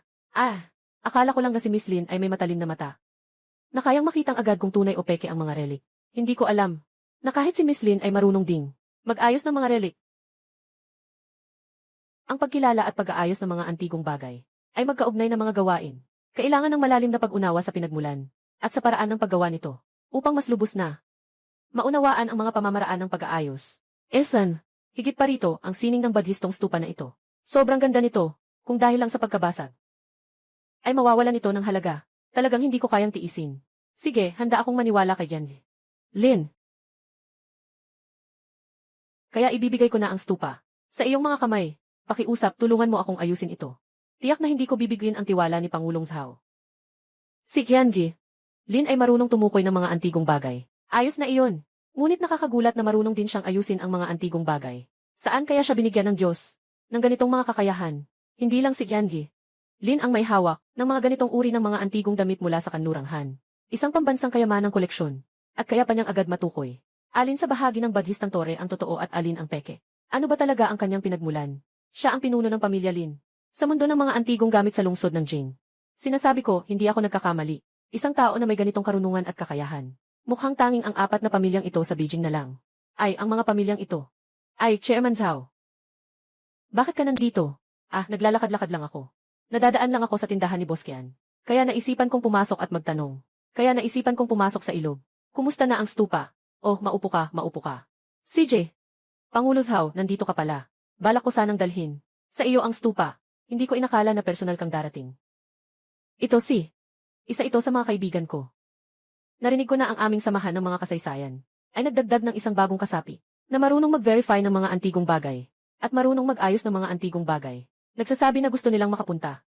Sabihin mo na lang sa kanya na si Lolo Lee, kaibigan ni Chairman Zhao. Tiyak na isa siyang taong may mataas na katayuan. Itong si Lao Zhao sa harap ko ay talagang pinuri si Jian Lin. Sabi niya, isang batang henyo na hindi nagpapatalo sa mga lalaki. Kaya naman ako ay labis na interesado. Kay Isangi. Lin, ngayon tingnan mo. Tama nga. Nagtatawa si Pangulong Zhao. Nga. Yung stupa, naayos ko na para sa iyo. Tingnan mo kung ano ang masasabi mo. Ay naku. Ang taas ni Miss Lin. Ang taas mo talaga. Na nagawa mong ayusin ito. Sa kabila ng sirang-sira na. Mga artifact na higit sa 70% na naibalik sa ganitong kalagayan. Para kang bagong bili. Pakita mo nga sa akin. Miss Lin. Ito ang stupa na ito ay iyo. Na muling naibalik. Alaynan. Paano mo nagawa na maayos ito? Parang bago itong lumabas. Siguro. Alam din ni Lolo Lee ang tungkol sa stupa na ito. Yung nasira dati. Siyempre alam niya. Itong bagay na ito, ay siya pa rin ang nagbigay sa akin. Ginoong Miss Lin, huwag na nating pag-usapan yung mga walang kwentang bagay. Pwede mo ba akong sabihin? Paano mo ito nakuha? Na-repair mo ba ng buo? Sinabi mo sa iba na naririnig mo. Ang mga antigong bagay na nagsasalita. Napakakaiba na noon pa man.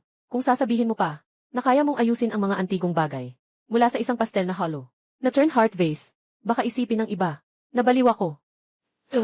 Sa totoo lang, hindi ko rin alam. Kung paano ko ito naayos. Nakatayo lang ako sa harap ng mga relikya. At sinundan ang proseso ng paggawa nila. At ginawa ko ito muli. Ayos na ang antigong ito. Napakasimpleng dahilan. Hindi ko alam kung maniniwala sila. Binibinilin, ano po yan? Parang nasa estado ng walang sarili ka. Estado ng walang sarili. Estado ng walang sarili. Ano ang estado ng walang sarili? Sa paggawa, nakakalimutan mo na ang sarili at ang bagay. Lahat ng katawan at isipan ay nakatuon sa proseso ng pag-aayos ng mga lumang bagay. At di namamalayan. Ang oras ay tumatakbo. Ang mga lumang bagay ay unti-unting nabubuo muli sa iyong mga kamay. Ito ang kalagayan ng walang sarili. Ayan, Gil. Lin, pumasok ka na sa kalagayan ng walang sarili. Hindi naman ako kasing marangal nila. Sige na, kung anong gusto nilang isipin. Ayon na lang. Mas mabuti na yan kaysa ilagay nila ako sa mental hospital. Ay, sobra ang papuri mo. Pinturang Tang Dynasty, gintong palamuti sa luwang na manika. At mayroon ding mula sa panahon ni Xuande. Plato na may disenyo ng mga bulaklak na nakapulupot. At ito pa. Qianlong na pastel na may ukit na baligtad na puso na bote.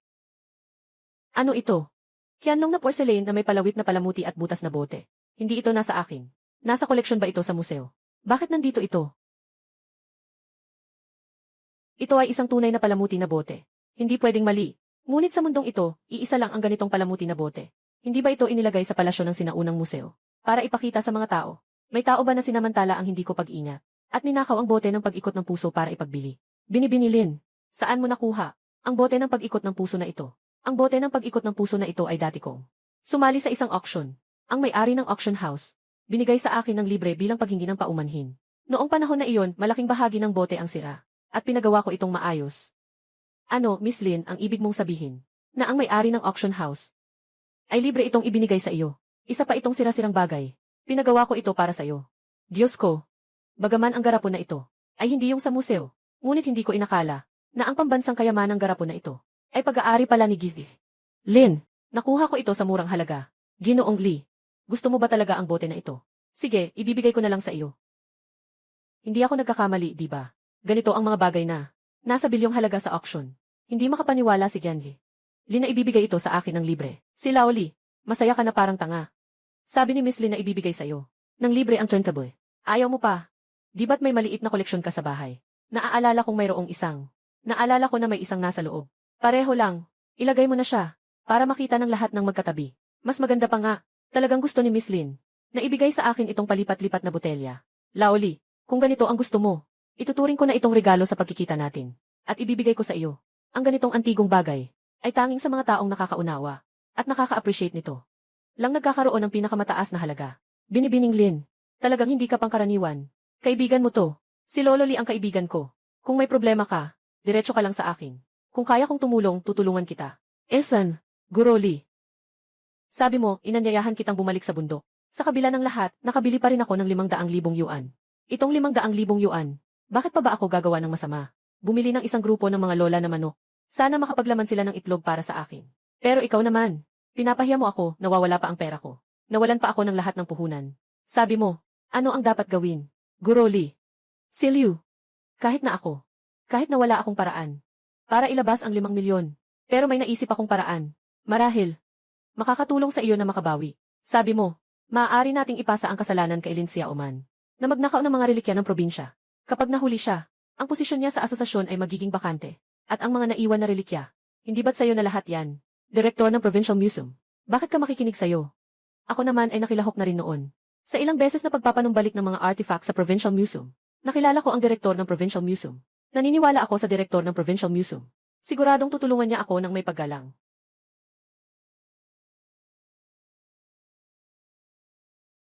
CJ, magtitiwala na naman ako sayo. Kung manloko ka lang sa akin, ipapadala kita sa Myanmar para mag-ayos ng mga piyesa. Sa oras na yon, yung 500,000, matuturing na yun na kita. Anong ginagawa mo dito? Huwag kang masyadong nerbiyoso, Director Chen. Dumating ako ngayon. Dahil may hinihiling ako. Ano ba ang magandang balita na dala mo? Tama nga ang hinala mo. Hindi ito magandang balita. Gusto kitang padalhan sa isang lugar. Isang tindahan na tinatawag na Jubaotang. Pahintulutan ang may-ari ng tindahan na tulungan ka. Magpadala ng isang batch ng mga antigong bagay.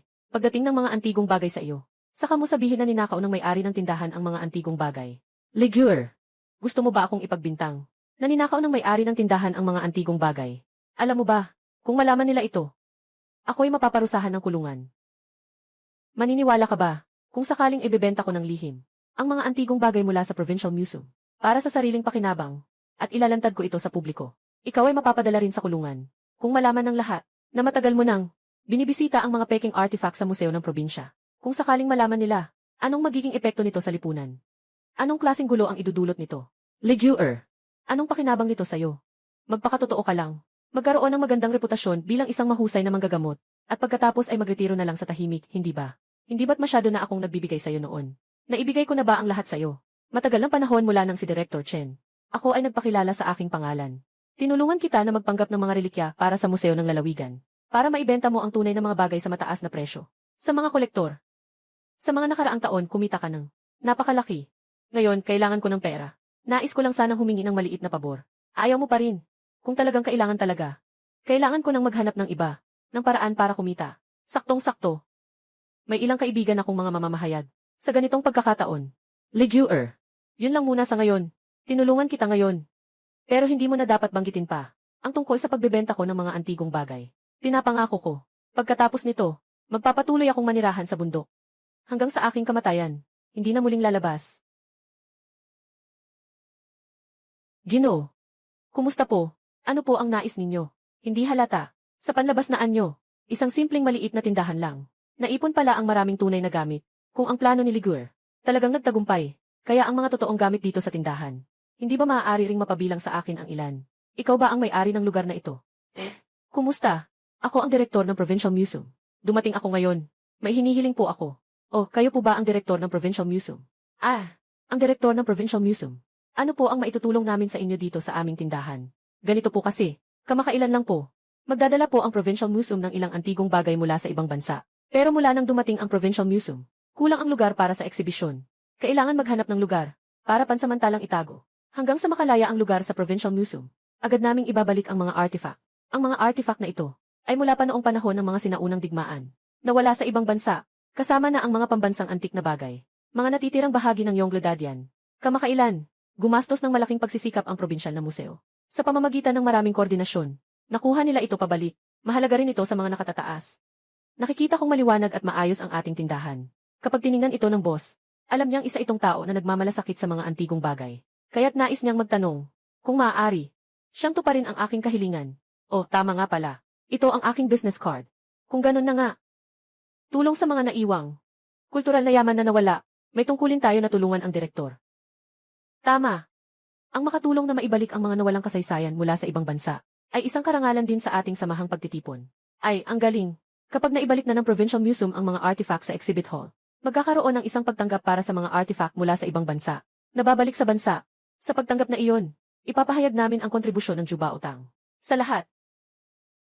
Sa oras na iyon, kayo ay magiging ang magnanakaw ng mga antigong bagay. Yung mga antigong bagay sa Treasure Pavilion. Lahat yan ay akin na. Hindi mahalaga ang pangalan o kayamanan. Ang mahalaga ay matulungan na maibalik ang mga antigong bagay na naiwang sa ibang bansa. Kaya, diretso ko nang tatanggapin ang address ng pagdadala. Dito ilalagay ang nagdadala ng mga antigong bagay. Dapat darating ito ngayong hapon. Walang problema, Direktor. Hindi na namin kayo abala. CJ, mag-ingat po kayo. Hindi ko inakala. Isang araw ang ating bautang. Matutulungan natin ang Provincial Library. Talagang pumuno ang puso ko ng isang pakiramdam ng pagmamalaki. Nandito ba ang boss? May ilang mga sulat mula sa ibang bansa dito. Kailangan nilang pirmahan. CJ. Iwan mo na yan.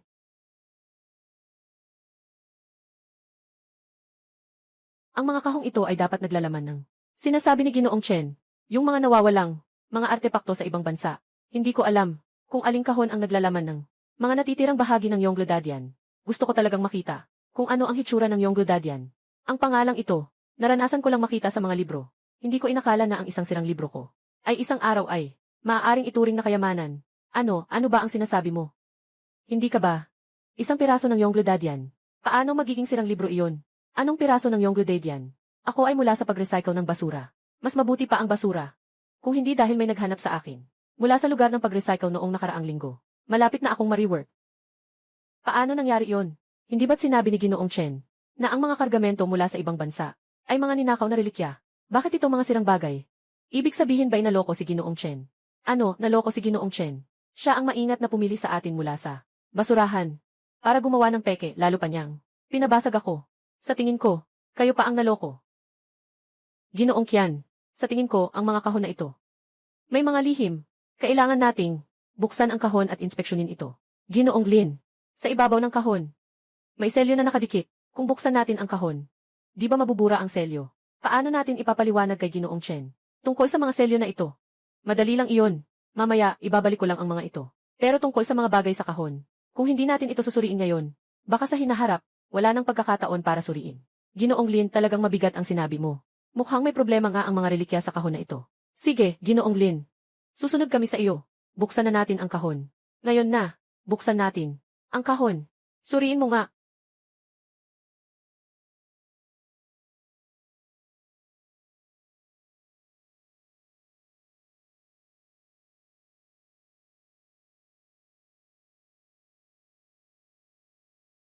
Ano ba itong mga bagay na ito? Isang sira-sirang libro, isang piraso ng basag na garapon, at isang pirasong jade na nahati sa dalawa. Yung mga naiwang relic sa ibang bansa. Nasaan na kaya sila? Boss Con, tila tayo ay niloko. Siguro si Director Chen iyon. Si Liu Li ang nagpadala sa kanya, para sadyang ilagay tayo sa problema. Tumawag ng pulis. Mabilis tumawag ng pulis. Ginoong Qian, kalma ka muna. Kung mag-ulat tayo ngayon, may paraan si Ginoong Chen, na akusahan tayo, na tayo ang nagpalit ng mga relikya. At saka, kanina nilagdaan mo na ang iyong pangalan sa resibo. Ano man ang mangyari, tahanan tayo sa tanggapan ng yaman. Hindi tayo makakatakas sa kapabayaan sa pangangalaga. Ay naku! Anong gagawin natin? Hindi ko inakalang sa edad ko pa. May posibilidad pang makulong. Boss Qian, huwag ka munang mag-alala. May paraan ako para maparusahan sila sa sariling kasalanan. At saka, maaari pa nating ilantad ang kanilang plano sa harap ng lahat. Ikaw, anong plano mo?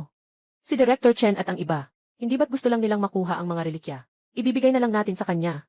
Nasa Jubaotang kami. Ang pinaka hindi kulang dito ay mga antigong bagay. Huwag nang pag-usapan ang sa nakaraang linggo. Kahit na mula sa Shang at Zhu, kaya ko rin siyang bigyan.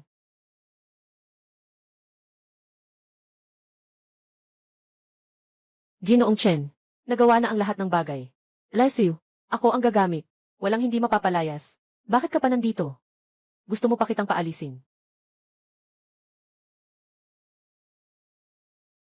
Director Chen, huwag mong kalimutan. Sa anumang oras, tayo ay mga balang na nasa iisang lubid. Kung makapasok ako, hindi ka rin makakatakas.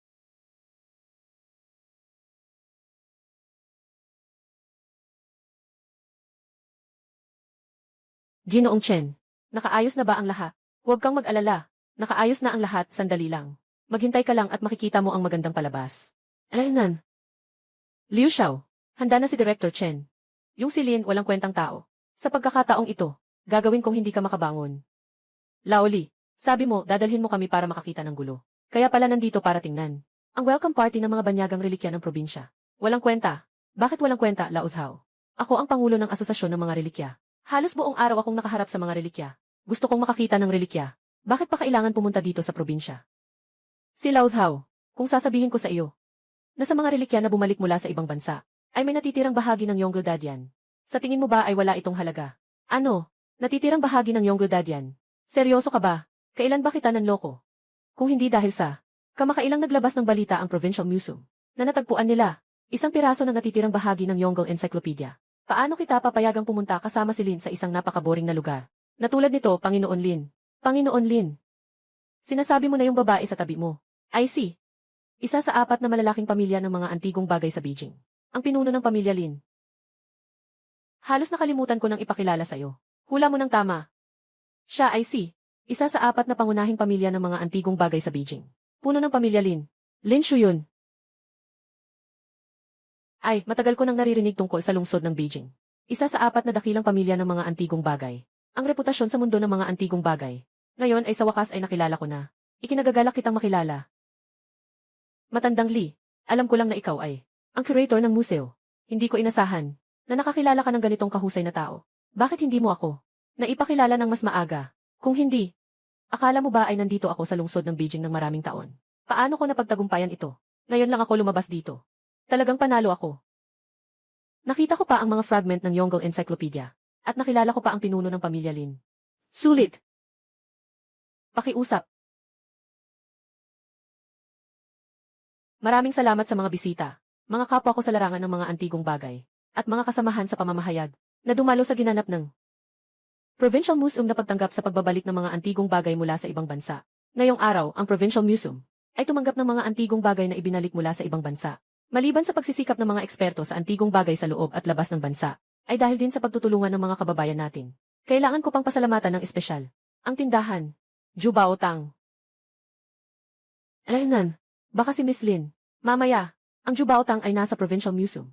Habang inaayos ang mga exhibit, para sa Provincial Museum, panandali ang itago ang mga ito. Ngayon tawagin natin ang kinatawan ng Jubao Hall upang magsalita. Mukhang tama ang hula ko. Talagang dumating si Gianvi. Lin, Ginoong Lin. Kung isipin, si Gianvi. Lin, isa pa rin tayong kamag-anak. Ah, talaga. Kumusta kayong lahat? Napakasaya kong makasama kayo ngayon. Sa pagtanggap muli ng mga labi mula sa abroad, ng ating museo. Sa isang maliit na paraan. Sa tingin ko, sinumang kasamahan sa larangan ng mga antigong bagay, kapag nahaharap sa ganitong malaking tiwala, ay hindi tatanggi. Sa hiling ni Ginoong Chen, ako rin ay gumawa lamang ng dapat gawin bilang isang tao sa larangan ng antigong bagay. Sinasabi na parang napakamakatwiran. Tingnan ko kung makakatawa ka pa. O hindi na. Aking hula, tama nga ako. Si Director Chen at si Liu Di ay magkaibigan. Hindi na kailangan pang magsalita ng marami. Ngayon, hayaan ninyo akong ipakilala sa inyo. Ngayong araw sa Museo ng Probinsya, 3 na ibalik na mga antigong bagay. Ang 3 ay Ming Dynastic Swan de Cloison. Malaking palayok na may disenyo ng ulap at dragon. Pendant na Jade Dragon mula sa Eastern Zoo. Mga natirang pahina ng Yongle Encyclopedia. Alam mo ba kung aling probinsyal na museo ang nakakita nito? Mga natirang pahina ng Yongle Encyclopedia. Ang Yongle Dadian na ito ay nawala sa mga digmaan ng sinaunang panahon. Ang mga natitirang piraso sa ngayon ay hindi higit sa 4% ng orihinal. Nakuha ito ng Provincial Museum. Talagang kahanga-hanga. At mayroon pang 2 antigong bagay na ito. Ming Swan de Cloison. Malaking tapayan na may disenyo ng ulap at dragon. At ang Jade Dragon pendant mula sa Silangang Zoo. Alin man ang ilabas mo, lahat ay pambansang kayamanan. Talagang naghirap ang Provincial Museum para maibalik ang mga antigong ito. Sobrang dami ng kanilang pinaghirapan. Sandali lang. May tanong ako. Liu Xiao, may iba ka pa bang tanong? Director Chen, paano mo masisiguro na ang mga kahon ngayon ay nandito pa rin, ang mga artipakto? Kayo po lahat, ito ang tumutulong kay Direk Chen sa pansamantalang pag-iingat ng mga kasaysayan. Ginoong Lin, nakatrabaho rin namin ang 3 pirasong pambansang yaman na ito. Sino mang makakita ay gustong mapasa kanila. Di maiwasang makaisip si Ginoong Lin ng ganitong klase ng ideya. Kung si Ginoong Lin na ito, nangangalaga ng mga antigong bagay, nagnakaw ng mga antigong bagay, at isisi kay Direk Chen, na noong una, binigay lang niya sa kanya, ay pawang walang laman na kahon. Anong gagawin natin? Kaya't may pagdududa ako. Ngayon sa loob ng kahon, wala namang antigong bagay. Naku, pag nanakaw ng pambansang antigong bagay. Isang mabigat na krimen yan kapag nahuli. Pwede kang makulong. Sabi ni Liu Xiao. Hindi rin naman walang katwiran.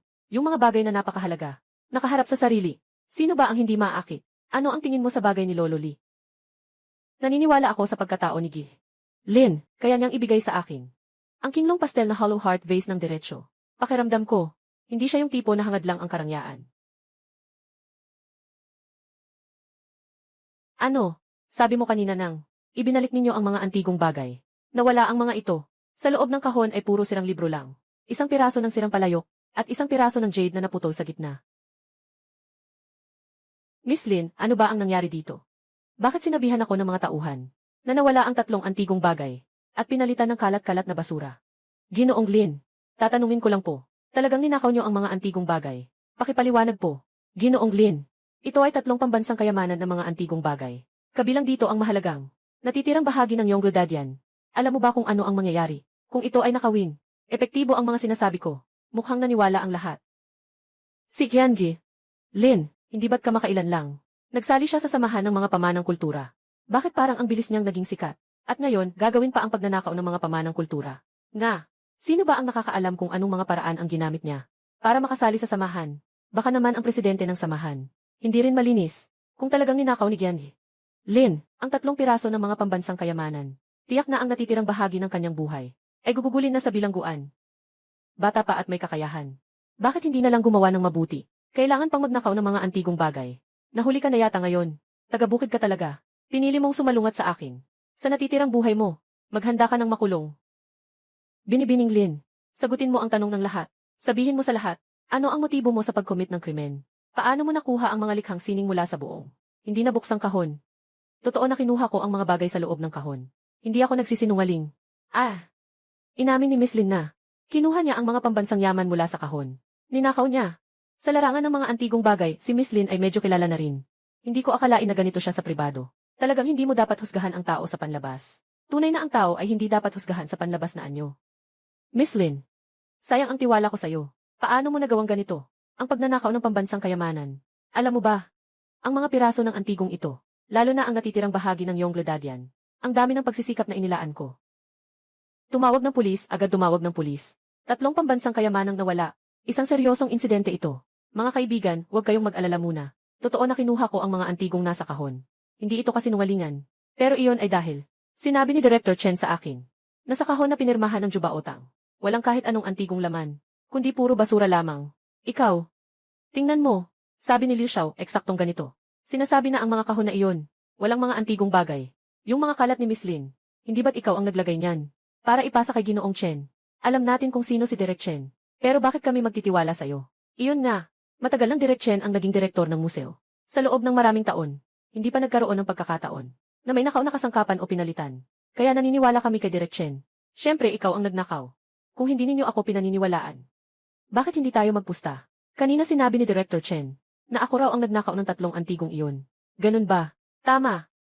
Kanina sinabi sa akin ng staff na wala ang mga relikya sa kahon na ito. Naiwan na lang ay isang bunto ng basura. Nasa iyo ang kahon. Doon lang nawala ang mga relikya. Hindi ikaw ang nagnakaw. Sino pa ang pwedeng magnakaw? Ayos. Dahil sinabi ni Ginoong Chen, walang antigong bagay sa kahong ito. Sabi ko nga hindi naman nawala ang tatlong pambansang kayamanang antigong bagay. At ngayon ay tahimik pa rin silang nakahiga sa tatlong kahon na ito. Nang Miss Lin, hindi ba't naguguluhan ka na? Kaya nagsisimula ka ng magsalita ng kalokohan. Yung tatlong kalawang sa loob ng kahon. Ako mismo ang naglagay nyon. Hindi ko na nakita yung tatlong mahalagang yaman na parang pambansang kayamanan. Anong meron ka pa? Anong kakayahan mong sobrang taas? Kaya mong ilagay yung tatlong yaman sa loob ng kahon? Paano mangyayari yon? Basta't hindi ako naniniwala. Katatapos lang sabihin ni Ginoong Chen, walang mga relikya sa kahon na to. Hindi mo ba kayang ipanganak ang mga ito mula sa wala? Tama. Naniniwala kami kay Ginoong Chen. Mga kaibigan, huwag kayong magpadalos-dalos. Kung naniniwala kayo sa sinabi ni Director Chen, hayaan natin si Director Chen na siya mismo ang magbukas ng mga kahon na ito. Pinapangako kong hindi ko ito hahawakan. Sapagkat hindi rin naman ako isang salamangkero. Hindi ko kayang gawing lumitaw ang mga antigong ito mula sa wala. Ilagay sa loob ng kahon. Tingnan natin mamaya. Sino ba ang tama, si Director Chen o ako? Buksan lang ang kahon para malaman. Mukhang si Miss Lin ay hindi naman kinakabahan, kundi parang may kumpiyansa pa nga. Nga, kung ang tao ay nanakaw ng gamit at mahuli, dapat ay nakakaramdam siya ng guilt. Bakit pa siya makakatakas na buksan ang kahon para inspeksyonin? Ginoong Lin, mukhang malapit ka ng mapahama. Baka nga masira na lang ang lahat. Kaya naman, nararapat lang na igalang natin si Ginoong Lin. Huling-hiling bago pumasok sa kulungan. Sige, buksan na natin. Miss Lin, talagang hindi titigil hanggat hindi nakukuha ang gusto. Pag nabuksan ko na itong mga kahon, ang kaso mo ng pagnanakaw ng mga artifact ay tiyak nang nakasulat sa papel. CJ, dahil sinabi ni Miss Lin iyon, igalang ko na ang kagustuhan ni Miss Lin. Tara, tingnan natin. Sama na rin tayo. Paano naman pwede? Ang tatlong pambansang kayamanang ito ay tahimik na, nakahiga sa loob ng kahon. Si Qiangi, Lin ang nakatama. Tiyak na peke. Siguradong siya ang nagpalit para makuha ang tunay. At pinalitan ng peking produkto. Ang pendant na ito ng Jade Dragon ay may mataas na kintab. At walang bitak o depekto. Maliwanag pa ang nakasulat sa itaas. Mga bakas ng kamay ng artista na nag-ukit. Ganito kadetalyeng kamay na paggupit. At totoo pa pala, hindi pwedeng mangyari yun. Itong pendant na Jade na Dragon, kahit sa transparency ng Jade, o sa detalye ng pagkakagawa ng ukit, hindi ito gawa sa modernong sining. Maabot, itong kayamanan, ay totoo. Tama nga. Ito ay original. Nagkakahalaga ng bilyon. Si Iliuli ang nagbasag nito. Ano? Tunay na original ang mga antigong ito. Tama, talagang tunay na original ito. Sa loob at labas ng bansa, naghahanap ako ng higit sa 20 taon. Ngunit hindi ko makita ang mga natitirang pahina ng Yongle-Dadian. Ngunit nahanap ito ni Lin. Ang totoo pala ang sinabi ni Binibining Lin. Sa kahon na ibinigay ni Director Chen sa kanya, puno ito ng basura.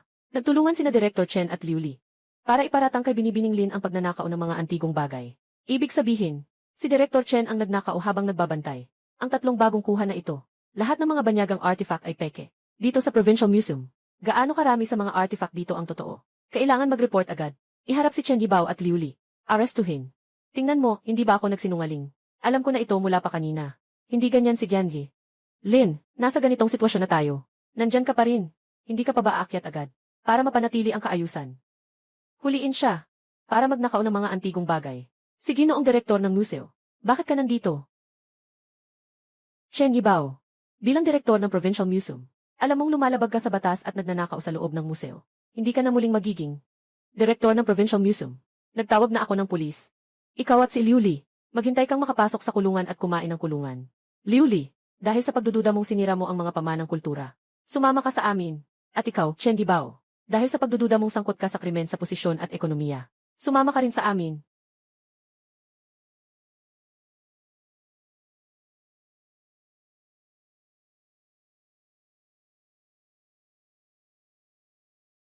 Ito, tungkol sa pagkukumpuni ng pendant nila uli. Iwanan niyo na sa akin yan. Abala ako, Yanli. Lin, ay naku, anong hangin na nagdala sa inyo dito?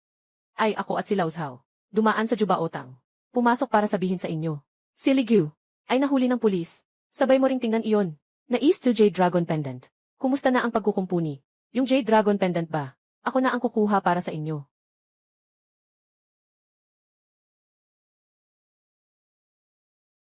Ang galing ni Miss Lin sa pagkukumpuni ng mga antigong bagay. Pareho pa rin ang taas niya gaya ng dati. Tama, Gizde.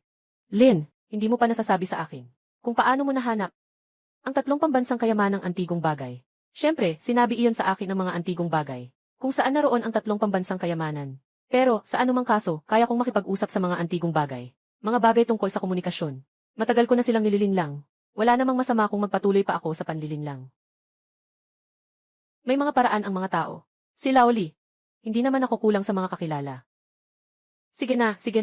Kung ayaw nang magsalita ni Miss Lin, hindi na ako magtatanong pa. Ah, Miss Lin. Noong nakaraang beses, pinakiusapan kita. Napag-isipan ang tungkol sa pagtatrabaho sa akin. Kumusta na ang pag-iisip mo tungkol dito? Sige na, Old Lee. Kahit na gusto mong kunin kami, bilang mga kasapi ng samahan ng mga antigo. Pero si Binibinilin ngayon, ay isa nang mataas na tagapayo sa mga antigong bagay ng pamilya Lin sa lungsod ng Jing. Hindi na niya tinitingnan ang mga munting regalo mo. Salamat, Ginoong Lee, sa iyong mabuting hangarin. Pero sa susunod, alalahanin mong maagang ialay sa akin ang iyong palad ng kapayapaan.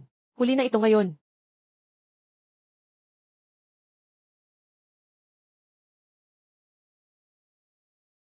Malugod kayong tinatanggap sa Jubaotang.